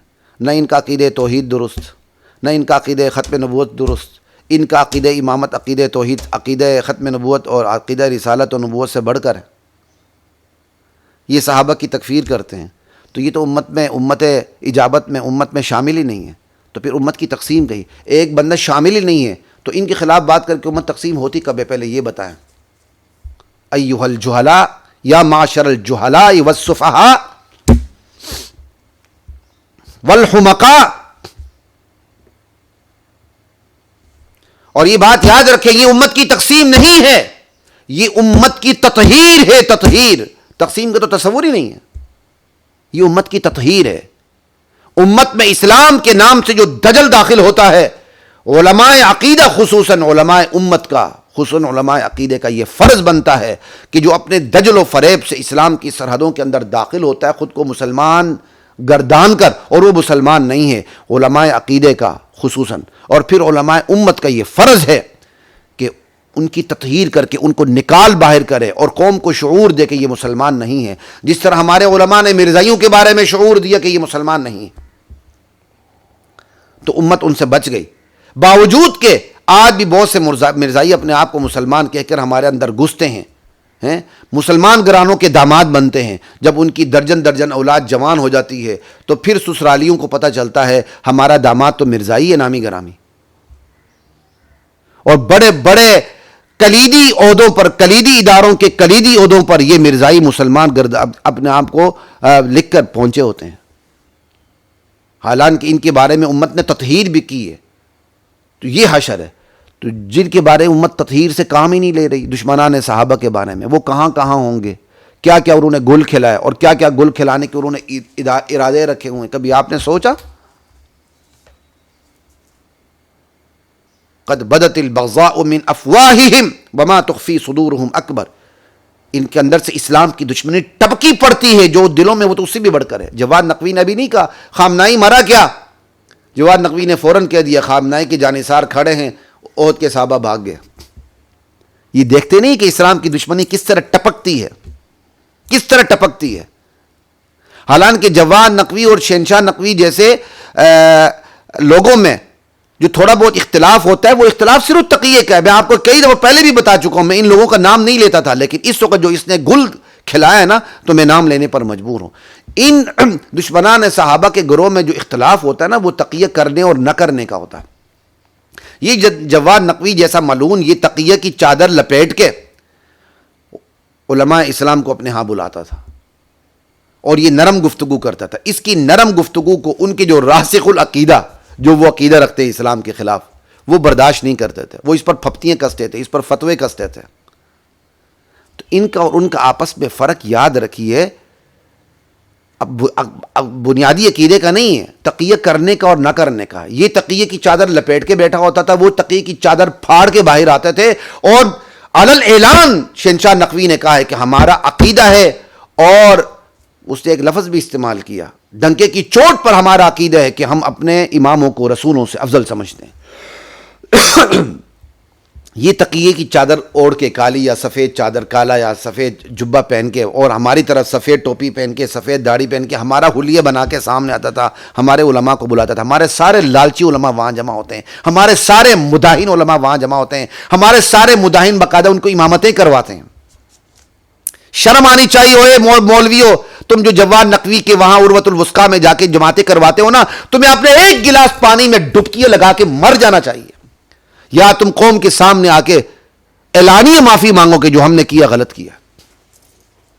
تم ان کو مدینے کے منافقین سے تشبیہ دیتے ہو دبے دبے الفاظ میں، کہ مدینے کے جو منافقین تھے، صحابہ نے، اللہ تعالیٰ کے رسول نے ان کے ساتھ کیا سلوک کیا. انشاءاللہ ہم آگے بتائیں گے. مدینے کے منافقین کے ساتھ دشمنان صحابہ کو تشبیہ دینا، خدا کی قسم یہ قیاس مع الفارق ہے، یہ قیاس بنتا ہی نہیں. انشاءاللہ ہم آگے گفتگو کریں گے اس پر. جناب یہ امت کی تطہیر ہے کہ امت میں جو شامل ہی نہیں ہے اپنے عقیدے کی بنیاد پر، عقیدہ توحید کی بنیاد پر غلط ہے اس کا عقیدہ توحید، اس کا عقیدہ ختم نبوت کا تصور بھی غلط ہے، صحابہ کے بارے میں بھی ان کے عقائد غلط ہیں. تو جن کے عقائد غلط ہے وہ اپنے آپ کو زبردستی اسلام میں شامل کریں تو ان کی تطہیر کرتے ہیں ہم. تو یہ اسلام میں شامل نہیں ہے. اسلام نے اپنے گرد عقیدے کی سخت باڑ لگائی ہوئی ہے کہ جو عقیدہ مانے گا وہ اس عد کے اندر داخل ہوگا، جو عقیدہ نہیں مانے گا داخل نہیں ہوگا. اور جو غلط عقیدہ رکھتے ہوئے اپنے اندر داخل ہونے کی کوشش کرے گا، اس کا علاج اسلام کی تلوار کرتی ہے. چونکہ یہ کام ریاست کا ہے تو ہم ہاتھ میں نہیں لیتے، ہم آپ کو صرف سمجھاتے ہیں. آپ دیکھیں مسلمہ کذاب کو جب اس نے نبوت کا دعویٰ کیا اور مسلمانوں کو پیشکش کی کہ میرے ساتھ معاہدہ کر لو، وہ اس نے اپنے نبوت پر لانے کی کوشش کی، میرے ساتھ معاہدہ کر لو، تو کیا اس کے ساتھ معاہدہ ہوا؟ کیا ابو بکر صدیق رضی اللہ تعالیٰ عنہ نے تطہیر سے کام نہیں لیا؟ کیا اس وقت کوئی کہہ سکتا تھا کہ اس نازک وقت میں امت کی تقسیم ہو رہی ہے، آپ نہ کریں، کم سے کم وہ اسلام کا نام تو لیتا ہے؟ کیا مسیلمہ کذاب کے مرکز پر اگر ایران یا روم کی قوت کوئی حملہ کرتی تو صحابہ مسیلمہ کذاب کی حمایت کرتے کہ یہ ایران اور روم نے مسیلمہ کذاب کو مسلمان سمجھتے ہوئے حملہ کیا ہے، عالم اسلام کا حصہ سمجھتے ہوئے حملہ کیا ہے، لہٰذا ہمیں مسیلمہ کذاب کی نعوذ باللہ حمایت کرنی چاہیے؟ کیا صحابہ کے بارے میں یہ تصور ہو سکتا تھا کہ وہ کسی صورت بھی مسیلمہ کذاب کی اس بنیاد پر حمایت کرے اگر ایران اور روم میں سے کسی طاقت نے مسیلمہ کذاب کے مرکز پر حملہ کیا ہوتا؟ کہ نہیں، چونکہ وہ عالم اسلام کا حصہ سمجھ کر حملہ کر رہا ہے لہٰذا ہمیں مسلمہ کذاب کے ساتھ کھڑا ہونا چاہیے. انا للہ و انا الیہ راجعون ثم انا للہ و انا الیہ راجعون. صحابہ کے دل میں اس کا کھٹکا بھی نہیں آ سکتا تھا، تو آج بھی ہمارے علماء کے دل میں یہ کھٹکا نہیں آنا چاہیے کہ ایران پر حملہ ہوا ہے تو یہ عالم اسلام پر حملہ ہوا ہے. کوئی عالم اسلام پہ حملہ نہیں ہے، یہ ایرانی رجیم پہ حملہ ہے. اور یہ جو ہم آپ کو بات کر رہے ہیں یہ دجل و فریب سے اپنے سماج کو نکالنے کی ایک کاوش کر رہے ہیں، کوشش کر رہے ہیں. یہ امت کی تقسیم نہیں، امت کی تطہیر ہے کہ اسلام کا نام لے کر جو دجال بھی، جو مکار بھی، جو فریبی داخل ہونے کی کوشش کرے گا اور مداہن علماء اپنی آنکھیں بند کریں گے، اندھے اور گونگے اور بہرے بن کے رہیں گے، تو اللہ ہمیں اندھا بہرا گونگا بننے سے بچائے رکھے. ہمیں تطہیر کے کام کی توفیق عطا فرمائے جو اللہ تعالیٰ نے ہماری ذمہ داری ڈالی ہے. اور کل کلا اگر اللہ کے علم میں ہے کہ ہم اس سے پیچھے ہٹ جائیں خدا نخواستہ، یا ہم ہمت ہار جائیں، حوصلہ ہار جائیں اور ہم بھی پیچھے ہٹ جائیں، یا ہم بھی ان مداہن علماء کی طرح آنکھیں بند کر کے ہماری آنکھیں بھی اندھی ہو جائیں، ہم گونگے شل ہو جائیں، ہمارے ایمان پہ ڈاکہ پڑے، تو مولا تجھ سے فریاد ہے، چاہے ہمارے بچے یتیم ہو جائیں، چاہے ہماری بیویاں بیوہ ہو جائیں، لیکن اس فتنے میں پڑنے سے پہلے ہمیں اٹھا لے اس دنیا سے. وَإِذَا أَرَدْتَ فِتْنَةً فِي قَوْمٍ فَتَوَفَّنِي غَيْرَ مَفْتُونٍ. الہ العالمین تجھ سے ہم ایمان چاہتے ہیں، ایمان پر ڈاکہ ڈلے جانے سے پہلے ہمیں اس دنیا سے اٹھا لے. یا اللہ ہمیں آزمائش میں بھی نہ ڈال، ہم آزمائش کے بھی قابل نہیں ہیں، ہمیں آزمائش سے پہلے اس دنیا سے اٹھا لے. لا الہ الا اللہ. پھر بہانہ کرتے ہیں جی بھائی موقع محل کو سمجھنا چاہیے. مولانا ہمیں سمجھائے نا یہ کون سا موقع محل ہے کہ آپ ایران کو عالم اسلام کا حصہ سمجھ کے آپ اس کی حمایت کر رہے ہیں؟ آپ کو اتنا بھی خیال نہیں آیا کہ آپ کے بیان سے پورے سماج کے اوپر کتنا بدترین اثر پڑا؟ اور آپ کے شاگرد آپ کی قدر کر کے زبان بند کیے ہوئے خاموش ہیں. میں بھی آپ کو استاد کا درجہ دیتا ہوں, میں نے آپ کی کتب سے بڑا فائدہ اٹھایا ہے اور آئندہ بھی فائدہ اٹھانے کا خیال ہے, لیکن الحمدللہ ہمارے بڑوں نے ہماری اتنی نظریاتی تربیت کی ہے کہ ہم خذ ما صفا دا ما قدر سب پہ عمل کرتے ہیں الحمدللہ. یہ نہیں کہ ہم نے آپ کی 2 کتابوں سے استفادہ کیا ہے تو آپ کی اس غلط بات پر ہم ایمان لے آئیں. ہر بات پہ آپ کہتے ہیں, کوئی بھی اصولی بات آتی تو آپ نے یہی طریقہ اپنے پاس رکھا ہوا ہے, موقع محل کو دیکھنا چاہیے. مولانا یہی تو موقع محل ہے ایرانی رجیم کی مخالفت کرنا. مفتی صاحب یہی تو موقع ہے ایرانی رجیم کے عقائد کو بے پردہ کرنا, بے حجاب کرنا, بے غبار کرنا.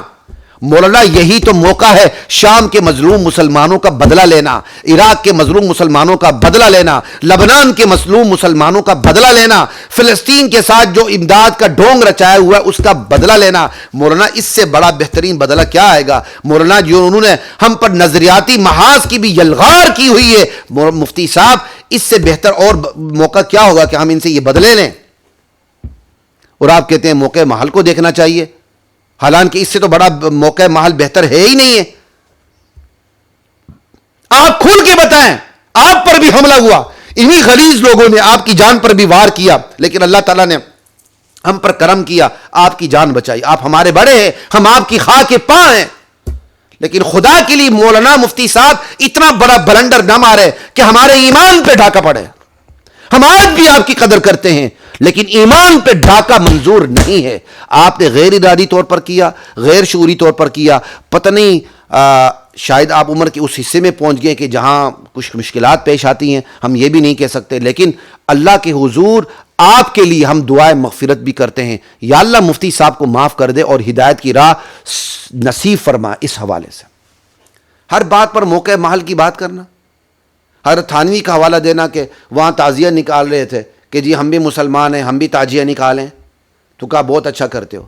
اور آپ نے کہا وہاں آپ نے یہ فقہی مسئلے, ہم تو آپ کے اس فقہی جزئی مسئلے سے بھی اتفاق نہیں رکھتے ہیں, تو جو تعزیہ نکالیں, جو یہ کریں وہ کریں, وہ تو اپنا عقیدہ رکھتے ہیں, کیوں ہم ان کو مسلمان کہیں؟ اگر حضرت تھانوی رحمۃ اللہ علیہ نے کہا ہے تو کہیں. ہم حضرت تھانوی کے مقلد تو نہیں ہیں, ہم تو عقیدے میں امام ابو حنیفہ کی بھی مقلد نہیں ہے جناب. جو واضح کیا کہتے ہیں قطعی الدلالہ قطعی الثبوت جو قرآن کی آیات ہیں, احادیث متواترہ ہیں, اس کے لیے تو ہمیں ابو حنیفہ کی ضرورت نہیں ہے. ابو حنیفہ کی ضرورت تو ہمیں اجتہادی مسائل میں پڑتی ہے رحمہ اللہ. لا الہ الا اللہ واللہ اکبر. تو مولانا ہم آپ کے مقلد نہیں ہیں, آپ کا احترام کرتے ہیں, آپ کے پاؤں دھو کے پینے کے لیے میں تیار ہوں. میرے اندر میں آپ کے بارے میں عقیدت رکھتا ہوں, خدا کی قسم عقیدت. میں نے آپ کی کتب سے بڑا فائدہ اٹھایا ہے, اور خصوصاً ان حیات ممات سماع موتہ میں بھی میں نے آپ کو ایک معتدل شخصیت دیکھا ہے. میں اس حوالے سے بھی قدر کرتا ہوں اپنے بڑے مرحوم بھائی کے مقابلے میں. جو آپ کے بڑے بھائی تھے مفتی رفیع صاحب رحمہ اللہ تعالیٰ, ان کے مقابلے میں آپ فروعی مسائل میں بہت بہتر اپنی اپروچ رکھتے تھے. اللہ ان کی قبر کو بھی نور سے بھر دے, ہماری دعا ہے, تمنا ہے. لیکن آپ بہترین اپروچ رکھتے ہیں. لیکن اس موقع پر آ کے موقع محل کو کا بہانہ بنا لینا, میرا لفظ برا لگے تو میں معافی چاہتا ہوں. یہ موقع نہیں تو کون سا موقع ہے کہ طاغوتی قوتوں کا جو غلط عقیدہ ہے اس کو بے پردہ کرنا, بے حجاب کرنا, لوگوں کے سامنے لانا, لوگوں کو بتانا, لوگوں تم ان کو عالم اسلام کا حصہ سمجھتے ہو, ٹھیک ہے, او آئی سی اس کو سمجھے تو سمجھے, قرآن نہیں سمجھتا عالم اسلام کا حصہ, اللہ کے نبی کی حدیثیں نہیں سمجھتی, قرآن کے واضح احکامات ان کو امت کا حصہ نہیں سمجھتے. مولانا آپ نے ان کو امت عالم اسلام کا حصہ باور کروایا. آپ کو پتہ کہ آپ کے اس بیان کا اثر سماج پہ کیا ہوگا؟ سماج ایرانی رجیم کو مسلمان سمجھے گی. جب ایرانی رجیم کو مسلمان سمجھے گی, جو دشمنان صحابہ کا عقیدہ رکھتے ہیں, تو کیا ان کے عقیدوں سے متاثر نہیں ہوگی؟ اور جو زیادہ اثر قبول کرے گی, کیا وہ مرتد نہیں ہوں گے؟ کیا دین غبار آلود نہیں ہوگا؟ کیا قد تبین الرشد من الغی کی خلاف ورزی نہیں ہوگی؟ قرآن کو تو اللہ نے فرقان کہا ہے, قرآن کو اللہ نے فرقان کہا ہے کہ حق و باطل کو کھول کے الگ کرنے والی کتاب ہے. ہدی للناس وبینات من الہدی والفرقان, یہ تو قرآن فرقان ہے. قرآن پڑھنے والا مداہنت اختیار نہیں کر سکتا، چشم پوشی عقیدے کے بارے میں اختیار نہیں کر سکتا۔ قرآن تو ہدایت کو کہتا ہے قد تبین الرشد من الغی، کالا سفید اس قدر آپس میں جدا نہیں ہوتے ہیں جس قدر جدا حق و باطل آپس میں ہیں۔ لیکن مولانا آپ کے اس بیان سے کہ عالم اسلام کا حصہ ہے، کیا یہ دین غبار آلود نہیں ہوگا؟ لوگ متاثر نہیں ہوں گے؟ بالآخر جا کے مرتد نہیں ہوں گے؟ آپ تعویلیں کریں گے عالم اسلام کا حصہ سمجھا جاتا ہے، اس لیے جغرافیائی سطح پر مولانا آپ جتنی مرضی تعویلیں کر لیں، آپ نے جو کہا ہے نا عالم اسلام کا حصہ، اس سے لوگ یہی سمجھیں گے کہ یہ مسلمان ہے۔ آپ عالم اسلام کی جو مرضی تعویلیں کر لیں، جس طرح آپ نے کیا کہتے ہیں کسب فیض ارواح اموات پہ بات کی تھی، تو آپ تو فقیہ تو ہیں نا، تو آپ نے ہلکی پھلکی سی گفتگو کی، آگے نکل گئی۔ اب آپ پر کوئی آگے نکل گیا، آپ پر کوئی گفتگو کرے تو آپ علمی جواب دے دیں گے، نہیں میری مراد یہ نہیں یہ ہے۔ آپ فوت ہو جاتے ہیں، آپ کی کتابیں یہ فیض تو آج بھی جاری ہے، لیکن آپ فوت ہو جاتے ہیں، آپ کی قبر پہ آگے کوئی آپ سے رہنمائی لے، آپ رہنمائی دیں گے ان کو؟ یہ فیض کا تو کوئی بھی قائل نہیں ہے، نہ ہم قائل ہیں، جو قائل ہے ہم اس کو غلط سمجھتے ہیں۔ تو خیر، تو خدا کے لیے مولانا وہ کام نہ کریں جو مشاہداتی طور پر بھی غلط ہے۔ کائناتی سچائیاں ہیں، دلائل کی دنیا ایک طرف، کائناتی سچائیاں بھی ہیں۔ علامہ قرضاوی رحمہ اللہ جنہوں نے مولانا مودودی مرحوم کا جنازہ پڑھایا تھا، اور کم سے کم جماعت اسلامی والوں کو چاہیے کہ علامہ قرضاوی کی تو بات مان لیں، ہماری نہ مانیں، ہم تو طالب علم ہیں۔ علامہ قرضاوی کی تو بات مان لیں، جنہوں نے مولانا مودودی کا جنازہ پڑھایا تھا، جو پوری زندگی شیعہ اور سنی اتحاد کے علمبردار رہے، لیکن عمر کے آخری حصے میں جا کے سر پیٹتے تھے کہ میں نے اپنی عمر کا بہت بڑا حصہ گوا دیا اس ناجائز اتحاد کو قائم کرنے کے لیے۔ مجھ پر یہ حقیقت اظہر من الشمس ہو گئی کہ دشمنان صحابہ اور اسلام کے درمیان، اہل اسلام کے درمیان اتحاد نہیں ہو سکتا۔ پھر انہوں نے حزب اللہ کا نام لے کے کہا یہ حزب اللہ نہیں ہے، یہ حزب الشیطان ہے۔ علامہ قرضاوی کا بیان آج بھی یوٹیوب پہ موجود ہے، سوشل میڈیا پہ جا کے آپ سرچ کر لیں کہ علامہ قرضاوی نے عمر بر اتحاد امت کا نعرہ لگا کے آخر میں آ کے کس قدر مایوس ہوئے اور بیان کیا جاری کیا۔ صاف کہا کہ ان دشمنان صحابہ سے اہل اسلام کا، عالم اسلام کا اتحاد ہو ہی نہیں سکتا، اور حزب اللہ کا نام لے کے کہا کہ یہ حزب الشیطان ہے۔ مولانا ہمیں دشمن سے گلہ نہیں ہے، دشمن کا تو کام ہی دشمنی دکھانا، دشمن سے گلہ نہیں، اپنوں سے شکوائے بس۔ کم سے کم ہم اتنا کہتے ہیں آپ سب لوگوں سے، خدا کے لیے ان کو آئسولیٹ کر دیں، ان دشمنان صحابہ کو اپنی زندگی سے آئسولیٹ کر دیں، بالکل آؤٹ سورس تو چھوٹا لفظ ہے، آئسولیٹ کر دیں، ان کو تنہا کر دیں۔ ان دشمنان صحابہ کی نہ غمی میں شریک ہوں، نہ خوشی میں شریک ہوں، اور ان دشمنان صحابہ کو سماجی سطح پر کہیں بھی لیڈرشپ پہ آنے کا موقع نہ دیں۔ ان دشمنان صحابہ سے کسی بھی سیاسی، سفارتی، سماجی سطح پر اتحاد نہ کریں۔ ان دشمنان صحابہ کو کبھی بھی اپنے سیاسی اتحادوں میں شامل نہ کریں۔ کم سے کم ان کا علاج یہ ہے، ہم ان پر کوئی بندوق نہیں اٹھا رہے، یہ کام ریاست کا ہے، ریاست جانے، لیکن کم سے کم پرامن طریقے سے ہم یہ تو کر سکتے ہیں کہ ہم ان دشمنان صحابہ کو آئسولیٹ کر دیں، اپنی زندگیوں سے خارج کر دیں۔ ہمارے اچھے جمہوری راسی العقیدہ لوگ، میں گلگت کی طرف دیکھتا ہوں، ان دشمنان صحابہ کے سرغنوں کے قبروں پہ جاتے ہیں اور ایسے دعا کرتے ہیں، وہ تو ہمیں پتہ ہے اندر اندر سے بد دعائی کر رہے ہوں گے، لیکن اس کا اثر سماج پہ کیا پڑتا ہے؟ سماج پھر طاغوتی قوتوں کے کفر کو ہلکا سمجھنے لگتی ہے، اور جمہوریت نے یہی کھیل کھیلا ہے۔ گلگت میں جب تک جمہوریت نہیں تھی، گلگت بلتستان کے لوگ اسلام پہ مضبوط تھے، جیسے اب جمہوریت آ گئی ہے تو جمہوری لوگ تو ہر جگہ پہنچ جاتے ہیں نا، ہر جگہ، باطل کے پاس بھی چلے گئی دعا کرتے ہیں، حق کے پاس بھی چلے گئے دعا کرتے ہیں، اور پھر علاقائی مفادات کا نعرہ لگا کے ایک ہونے کی ناکام کوشش کرتے ہیں۔ ہم ایک ہونے نہیں دیں گے، ہم کبھی بھی پانی اور پیشاب کو ملنے نہیں دیں گے انشاءاللہ، ہم کبھی بھی حلوہ اور گوبر کی ملاوٹ کر کے آپ کو نہیں کھلائیں گے۔ ہم کہیں گے حلوہ حلوہ ہے، گوبر گوبر ہے، پانی پانی ہے، پیشاب پیشاب ہے، ہم یہ کام کریں گے، بس اس پہ قربانی دینی پڑتی ہے۔ اگلی بات کی طرف چلتے ہیں جی، یہ ساری بات تھی امت کی تقسیم نہیں، تطہیر ہے۔ پھر جو مفتی صاحب نے بات کی اس پر بھی بات آ گئی. اگلی بات کی طرف چلتے ہیں. میں سوال کرتا ہوں اب آپ سے. ہم کہتے ہیں نا امریکہ اور اسرائیل ظالم ہیں. سوال یہ ہے ناظرین, امریکہ اور اسرائیل ظالم کیوں ہیں؟ بتائیں نا, امریکہ اور اسلام ظالم کیوں ہیں؟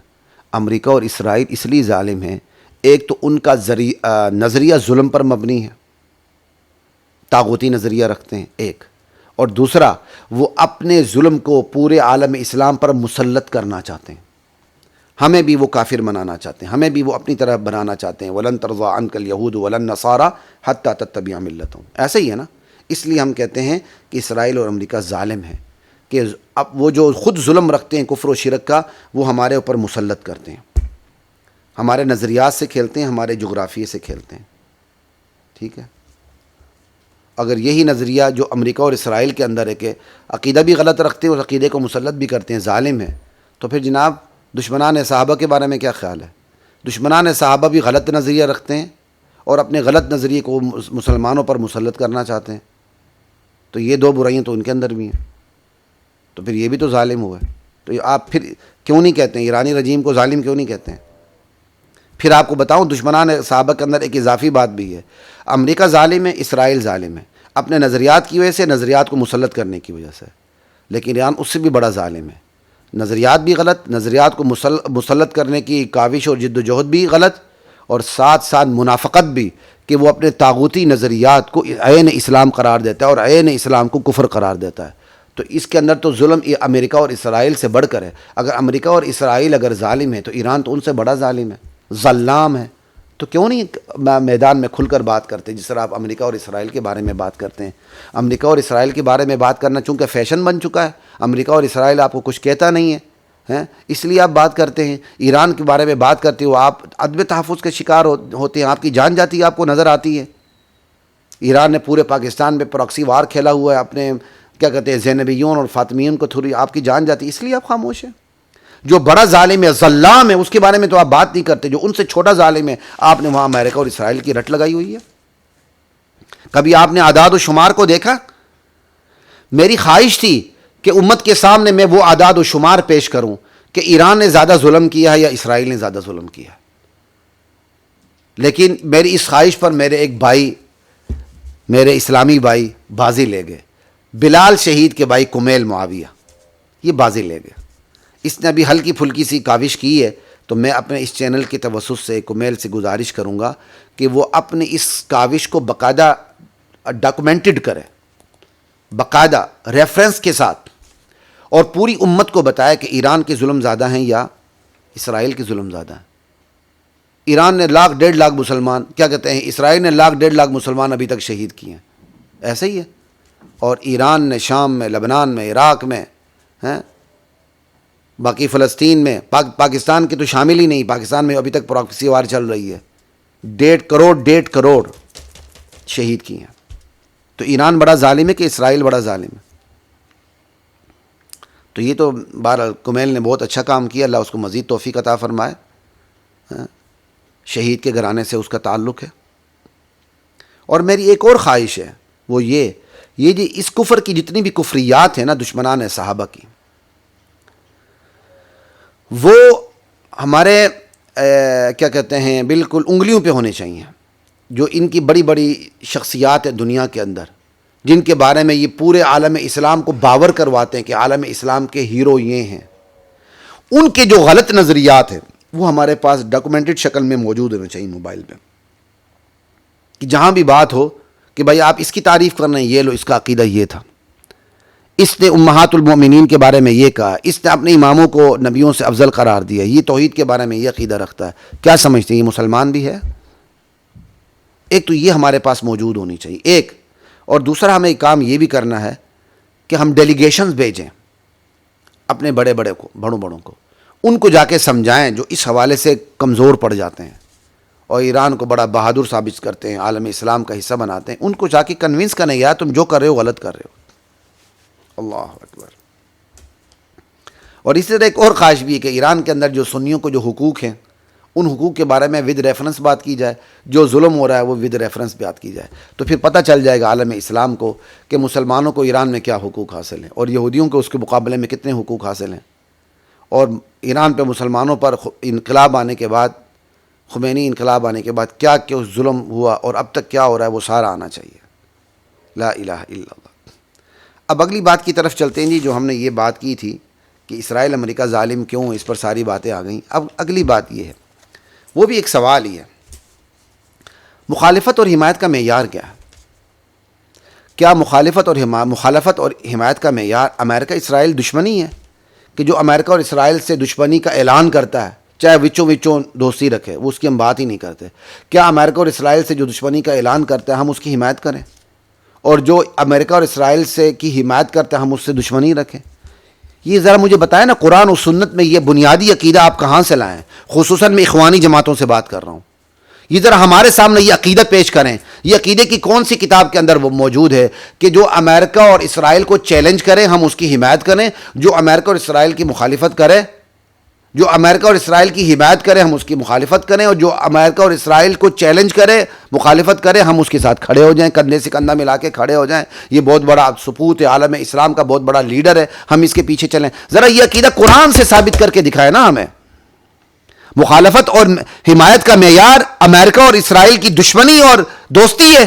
نہیں، مخالفت اور حمایت کا معیار اللہ اور اس کے رسول سے دوستی اور دشمنی ہے۔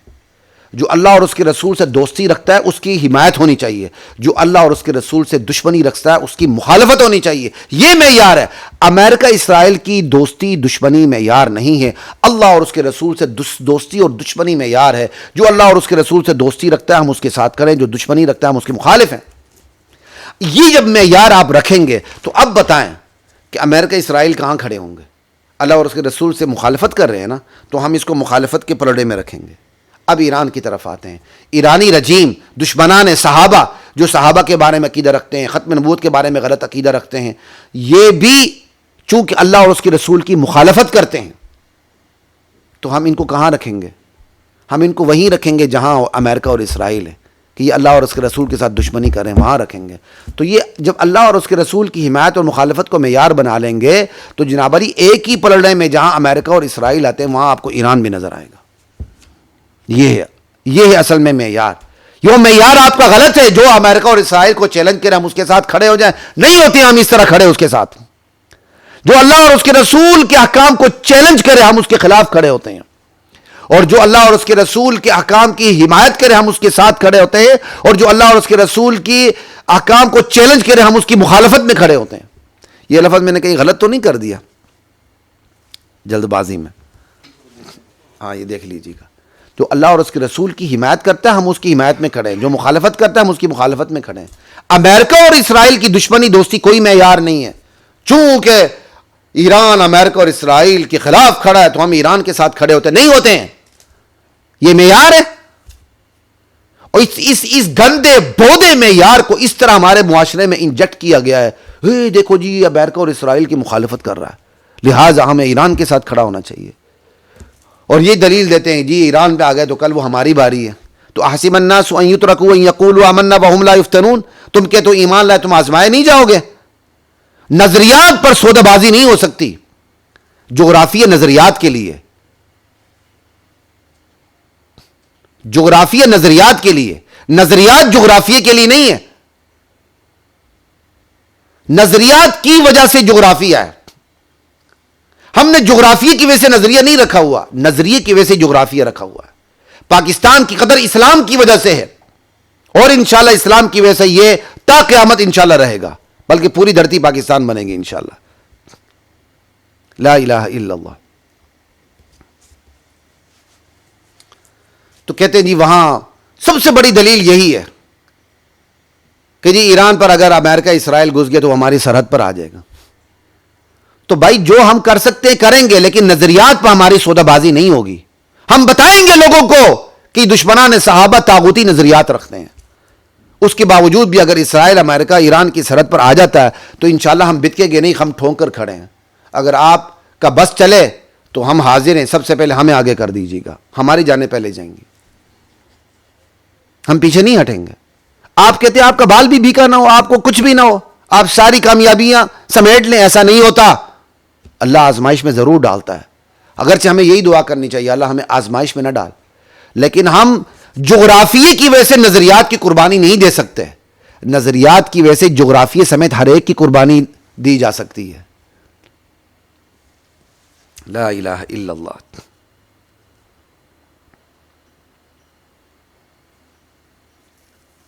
اچھا, یہ کون سی یار عقل مندی ہے, امریکہ اور اسرائیل کی دشمنی میں اسلام دشمن کو گلے لگانا, یہ کون سی عقل مندی ہے؟ امریکہ اور اسرائیل کی دشمنی میں اسلام دشمنی کو گلے لگانا, وہ اسلام دشمن جو اسلام کو کفر کہتا ہے, کفر کو اسلام کہتا ہے, جس کے برسر اقتدار آنے پر نہ آپ بچتے نہ میں بچتا ہوں. سینکڑوں سال سے ہماری لڑائی, چلو جی اسرائیل ابھی بنا, ہمارے مسلمان کتنے شہید ہوئے, اور شام کے اندر لاکھوں مسلمانوں کا قتل عام ہوا. غزہ یاد ہے, شام کسی کو یاد نہیں ہے. اچھا, پھر وہی بات جو میں نے آپ سے پہلے کی تھی, اگلی بات کی طرف چلتے ہیں. امریکہ اسرائیل کی مخالفت میں چلیں, بات اسی کو ساتھ لے کے چلتے ہیں. جی ایران مخالف, جو ایران کی اس وقت مخالفت کر رہا ہے وہ امریکہ اور اسرائیل کا ایجنٹ ہے. آپ نے بغیر دلیل کتنا بڑا فتویٰ لگا دیا, تو چلے ہم بھی فتویٰ لگاتے ہیں, آپ سب سے بڑے شیطان کے ایجنٹ ہیں, آ جائے میدان میں, ہم آپ کو ثابت کریں گے. آپ نے تو بغیر دلیل کی بات کی نا, ہم دلیل کے ساتھ بات کریں گے, آپ شیطان کے ایجنٹ ہیں. کیوں؟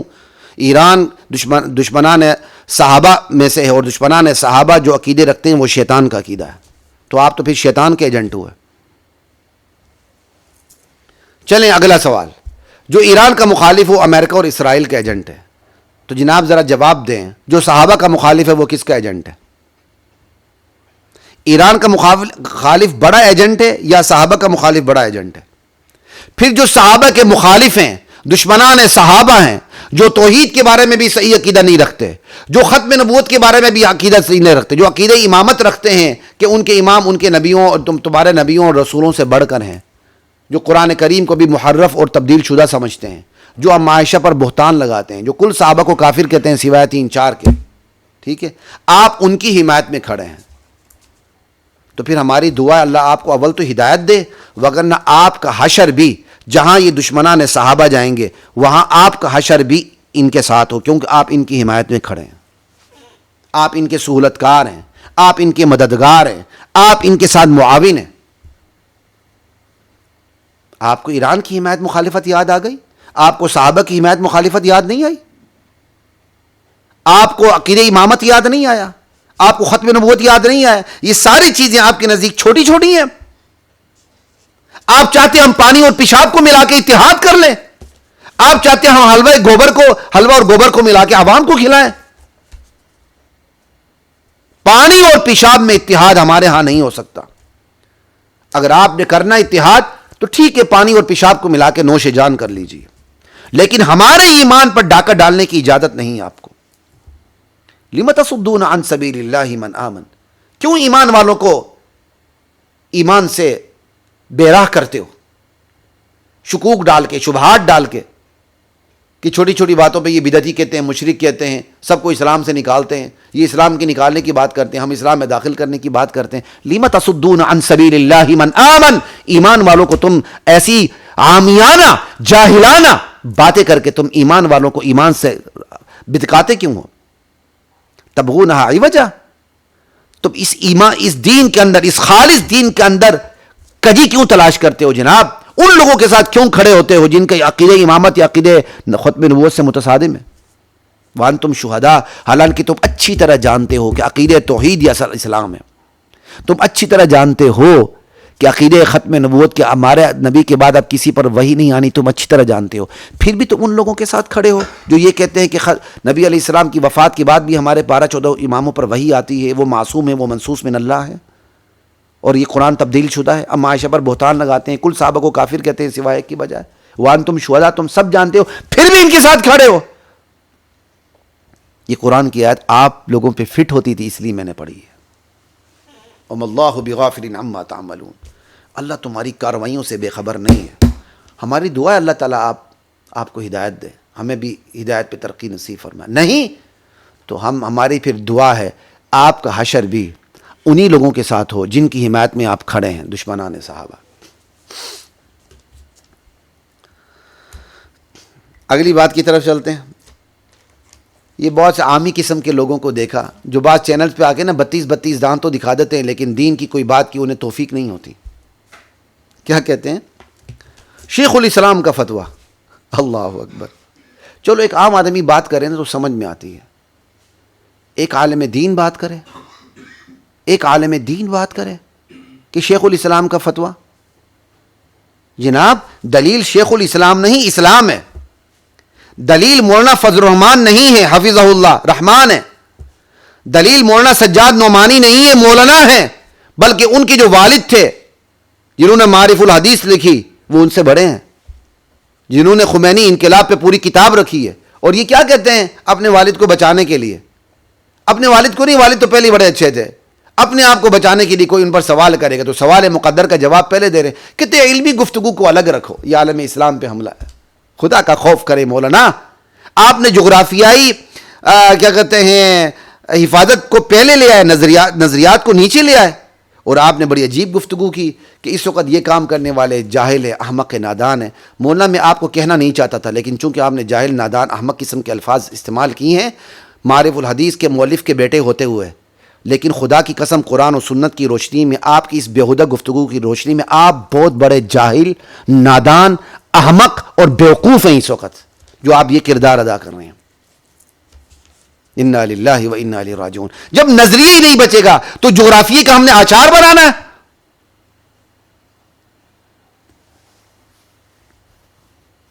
اور دلیل جمہوری نہیں ہوتی، نہ دلیل کو جمہوریت ہوتی ہے، دلیل دین ہے۔ ان الدین عند اللہ الاسلام ومن یبتغی غیر الاسلام دینا فلن یقبل منہ۔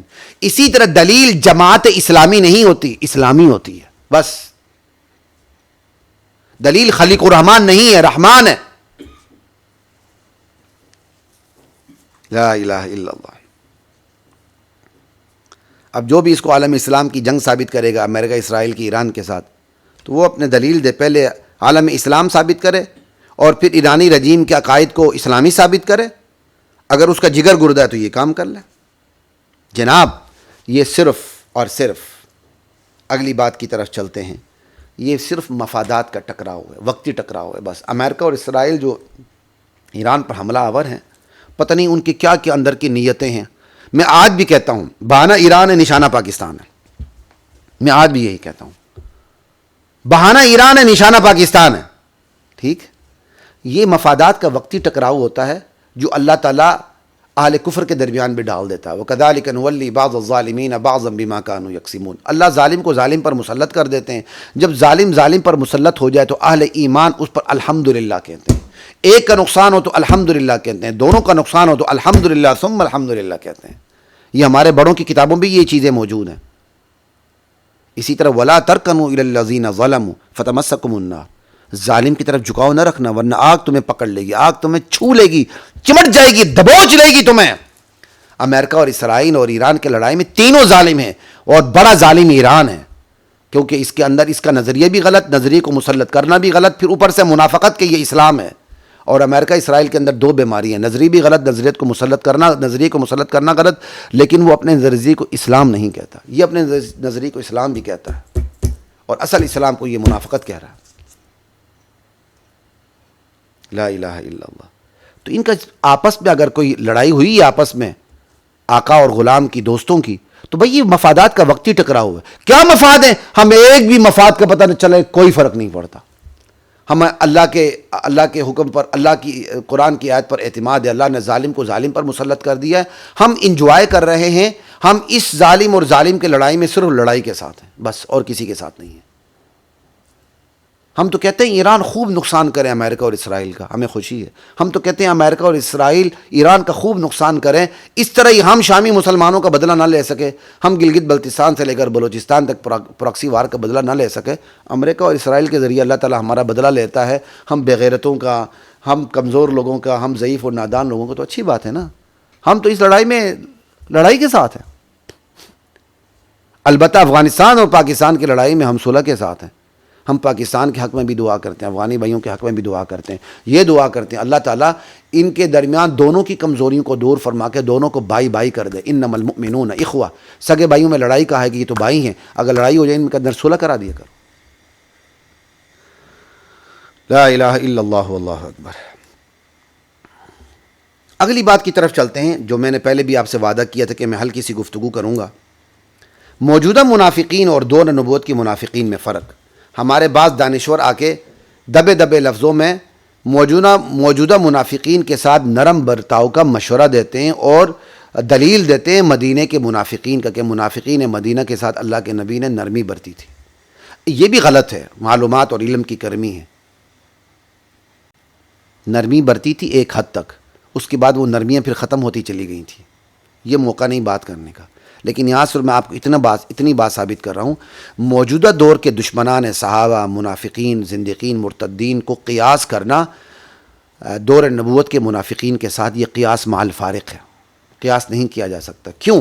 سب سے بڑی دلیل آپ کو دینے لگا ہوں۔ دور نبوت کے جو منافقین تھے نا، انہوں نے اسلام کا کوئی یہودی ایڈیشن ایجاد نہیں کیا تھا کہ انہوں نے الگ سے عقیدہ بنایا اور کہو یہ اسلام ہے، اور نعوذ باللہ جو حضور کے ساتھ جو صحابہ کھڑے ہیں وہ غلط اسلام رکھتے ہیں، وہ یہ نہیں کرتے تھے، بلکہ وہ ان کی منافقت یہ تھی کہ وہ زبان سے اسلام کا کلمہ پڑھتے تھے، اندر سے وہ یہودی ہی رہتے تھے، یا جس مذہب سے تعلق رکھتے تھے وہی ہوتے تھے، زبان سے کلمہ پڑھ لیتے تھے بس، اندر سے وہ کافر ہوتے تھے۔ یہ تھی ان کی منافقت۔ جو دشمنان صحابہ ہیں ان کی منافقت دور نبوت کے منافقین کی طرح سادہ نہیں تھی، سادہ نہیں ہے۔ جو آج دشمنان صحابہ ہیں ان کے پاس اسلام کا مکمل ایک یہودی ایڈیشن ہے جو کفر پر مبنی ہے، جہاں توحید کا تصور بھی غلط ہے، جہاں ختم نبوت کا تصور بھی غلط ہے، جہاں رسالت اور نبوت کے بارے میں بھی تصور غلط ہے، جہاں کل صحابہ کافر ہیں 3 4 1 کے، جہاں اماں عائشہ پر باقاعدہ بہتان باندھے جاتے ہیں، جہاں یہ بھی کہا جاتا ہے کہ مکہ اور مدینے پر جب ہمارا تسلط ہوگا تو ہم شیخین کو ابو بکر اور عمر کو قبر سے نکال کے سزا دیں گے، اماں عائشہ کو قبر سے نکال کے سزا دیں گے۔ وہ اپنے کفر کو اسلام کہتے ہیں، اور جو ہمارے پاس اسلام ہے قرآن میں موجود ہے اس کو کفر کہتے ہیں اور قرآن کو تبدیل شدہ کہتے ہیں۔ تو بھائی آج کے منافقین کا کیا جوڑ ہے، کیا کہتے ہیں، دور نبوت کی منافقین کے ساتھ؟ دور نبوت کی منافقین نے اپنا خود ساختہ اسلام نہیں بنایا تھا، بلکہ اصل اسلام کا کلمہ پڑھتے تھے زبان سے، دل میں نہیں، اقرار باللسان تھا، تصدیق بالقلب نہیں تھا۔ آج کے منافقین نے باقاعدہ ایک کفریات کا ملغوبہ تیار کر رکھا ہے جس کو وہ اسلام کہتے ہیں، اور اصل اسلام کو وہ جھوٹا اور کفر کہتے ہیں، نعوذ باللہ۔ تو اس لیے آج کے دشمنان صحابہ کو دور نبوت کے منافقین پر قیاس نہیں کیا جا سکتا۔ ان کے لیے اگر کوئی نرمیاں تھی بھی تو یہ نرمیاں ان کو نہیں دی جا سکتی۔ اچھا جی، اگلی بات، جغرافیائی محاذ کے پیچھے نظریاتی محاذ کو نظر انداز کرنا حماقت ہے۔ کہتے ہیں جی نہیں، آج چونکہ عالم اسلام پر نازک وقت آیا ہے لہٰذا نظریے پر بات نہ کی جائے، ان کو عالم اسلام کا حصہ سمجھا جائے، اس پر ہماری بات ہو چکی ہے۔ جغرافیائی محاذ کے پیچھے نظریاتی محاذ کو کیا کہتے ہیں، نظر انداز کرنا غلط ہے۔ اور یہ ایک بات یاد رکھیے، دشمنان صحابہ ہمہ وقت حالت جنگ میں رہتے ہیں، وہ صلح کے رنگ میں جنگ کرتے ہیں، وہ آپ کے اندر گھستے ہیں کہ ہم آپ کے بھائی ہیں۔ اب آپ بھائی کے خلاف لڑائی کیسے لڑیں گے؟ بھائی کے خلاف لڑائی لڑنا تو سب سے مشکل ہوتا ہے۔ وہ آپ کے اندر گھستے ہیں، آپ کی مسجدوں میں گھس کے اپنی نماز پڑھتے ہیں، تبرہ کرتے ہیں، آپ کی مسجدوں میں گھس کے نہ بوقت نماز دل میں تبرہ کرتے ہیں زبان سے، اس کے بغیر ان کی نماز کیسے ہوتی ہے؟ سمجھ آئی؟ وہ صلح کے رنگ میں آپ کے اندر گھستے ہیں، اپنے آپ کو بھائی کہتے ہیں، لہٰذا پھر بھائی پر بندہ کیسے کیا کہتے ہیں سختی کرے؟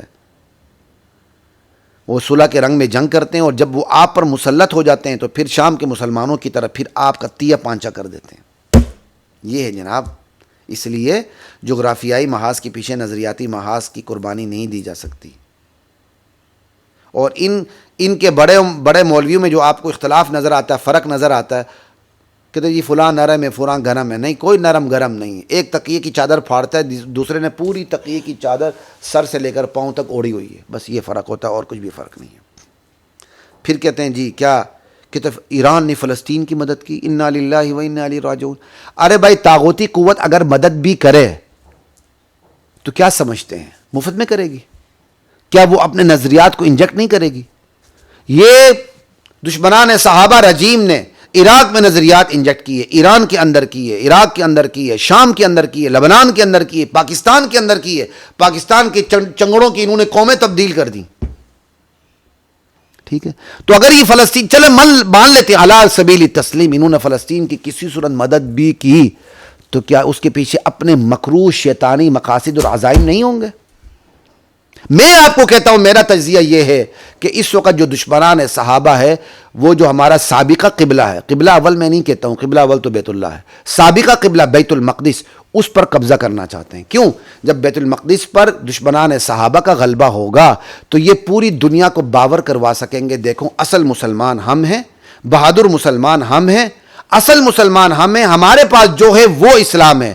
اس سے پوری امت مسلمہ کا نظریاتی امتحان شروع ہو جائے گا. لوگ فوج در فوج، جوق در جوق ان کے کفر میں داخل ہوتے چلے جائیں گے اور ہمارے لوگ مرتد ہوتے چلے جائیں گے. جناب یہ کھیل ہے. میرے نزدیک ایران کی جو امریکہ اسرائیل سے لڑائی ہے وہ دو باتوں کے اوپر ہے. ایران اٹامک پاور جاننا چاہتا ہے جو امریکہ اور اسرائیل کو منظور نہیں ہے. ایک، کیونکہ وہ اپنی چادر سے پاؤں پھیلا رہا ہے. وہ کہتے ہیں ہم لانے والے ہم ہیں، تمہیں پیرس سے اٹھا کے انقلاب میں بٹھانے والے ہم ہیں اور تم ہی ہماری مرضی کے بغیر اٹامک پاور بنو گے، منظور نہیں. ایک، ایران بیت المقدس پر قبضہ کرنا چاہتا ہے، جبکہ بیت المقدس پر ٹرمپ اور نیتن یاہو، نصارہ اور یہودی اپنا حق سمجھتے ہیں. تو اس کو آنے دیں گے؟ یہی اختلاف.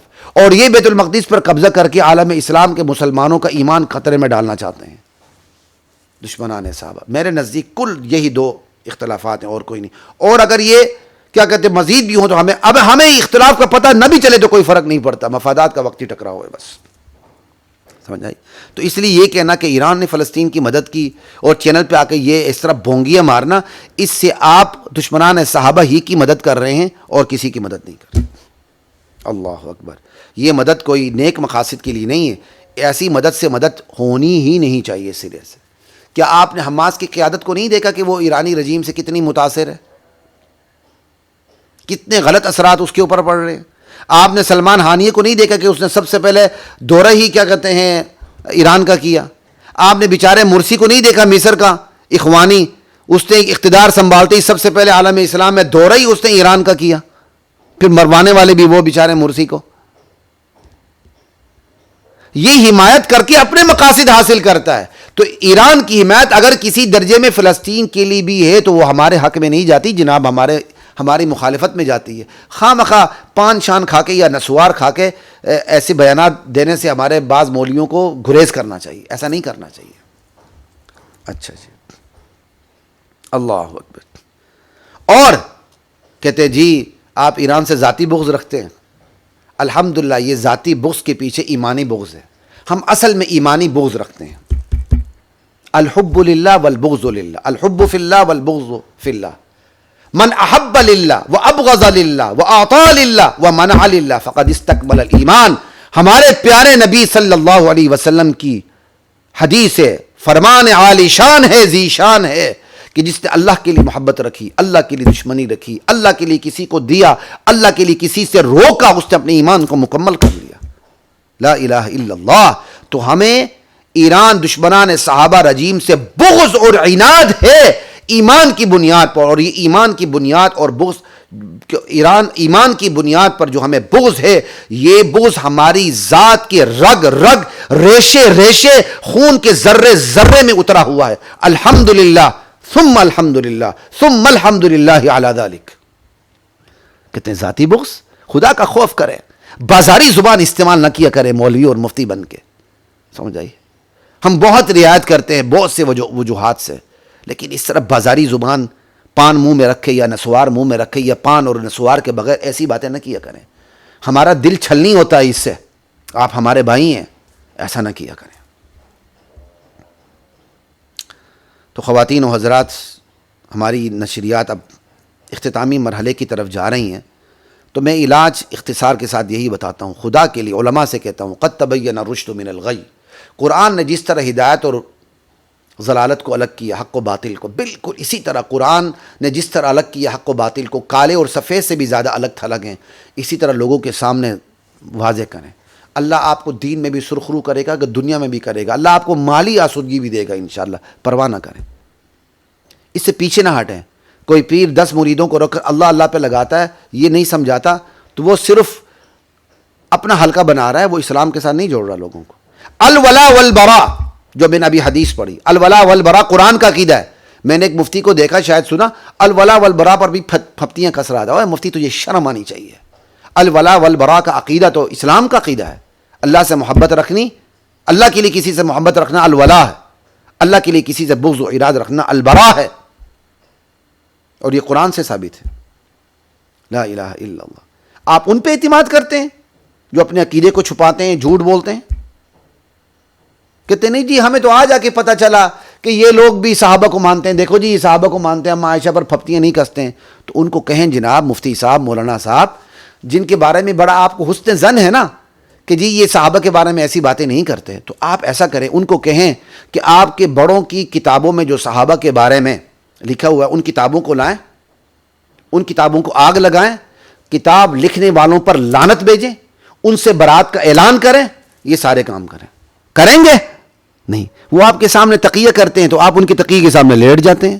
وہ آپ کے سامنے کتمان کا ہتھیار استعمال کرتے ہیں تو آپ فوراً ایک ٹی وی پروگرام کے اندر آپ ان کو اسلام کی سند عطا کر دیتے ہیں.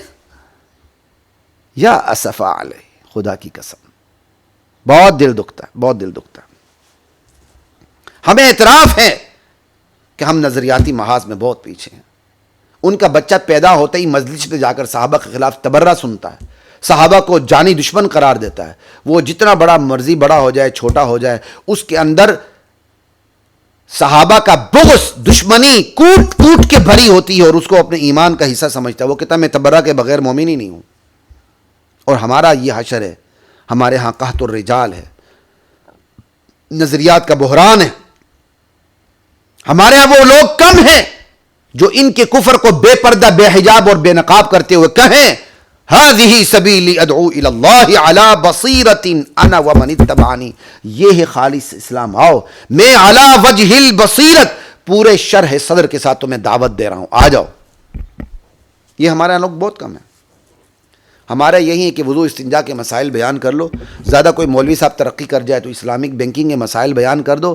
باقی جتنے بھی یہ زندقین ہیں اور مرتدین ہیں، ان کو انسانیت کے نام پر ان کے اوپر پوری اسلام کی چھتری تان دو. ان کے اوپر کوئی بات نہیں، پتہ چلے گا.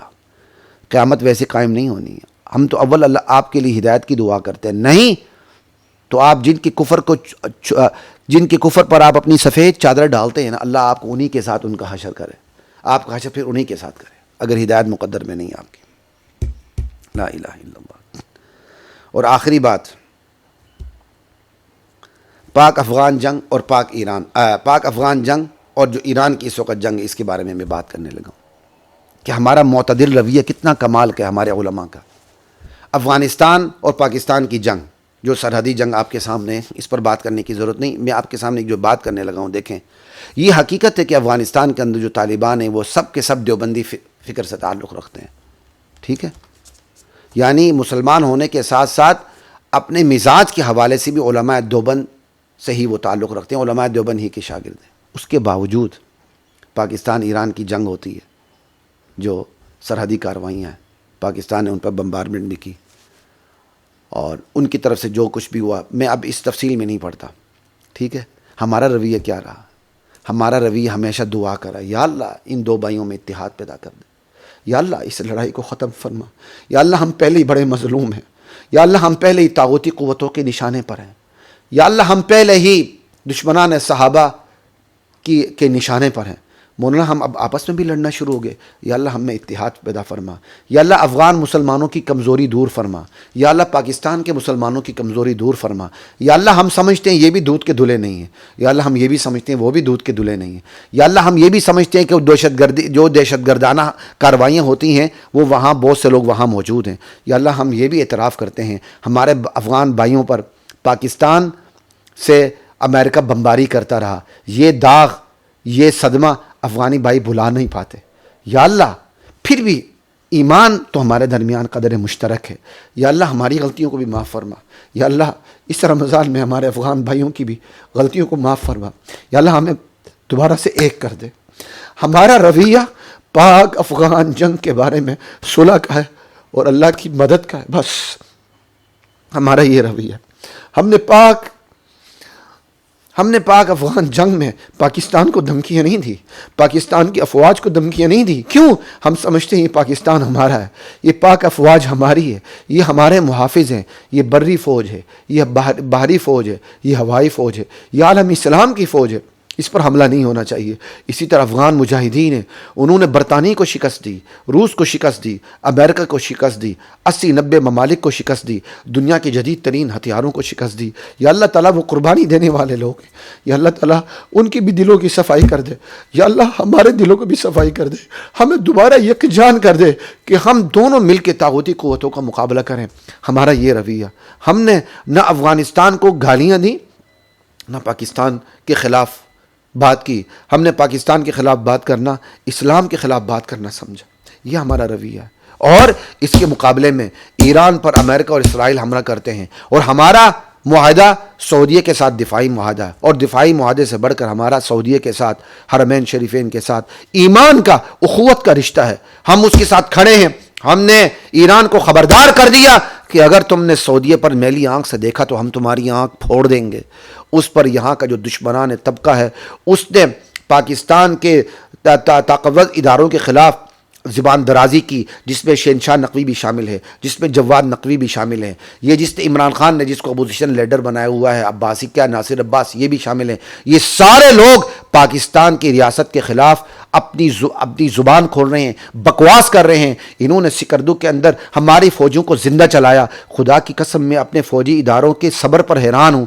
لیکن میں دعا کرتا ہوں یا اللہ جب حالات ٹھیک ہو جائیں، جن دہشت گردوں نے ہماری املاک کو، نجی املاک کو، سرکاری املاک کو، ہمارے فوجی بھائیوں کو زندہ جلایا، مولا کریم ان سے بدلہ لینے کی توفیق ہمارے فوجی جوانوں کو نصیب فرما.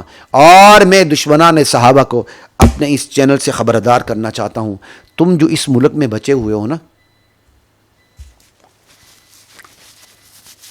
تم جو اس ملک میں بچے ہوئے ہو، یہ صرف ہمارے نظریے امن کی وجہ سے بچے ہوئے ہو.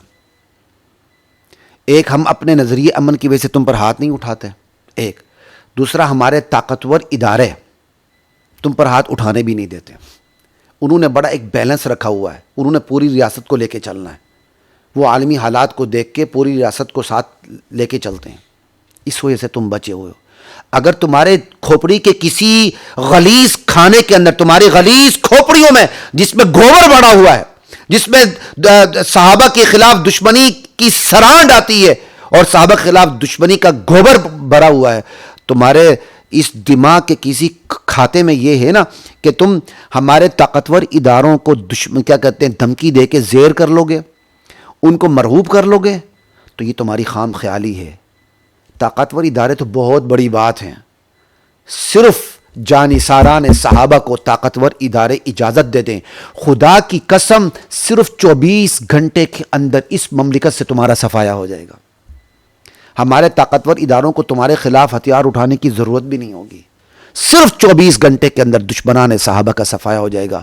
تم کسی خوش فہمی میں، غلط فہمی میں نہ رہنا.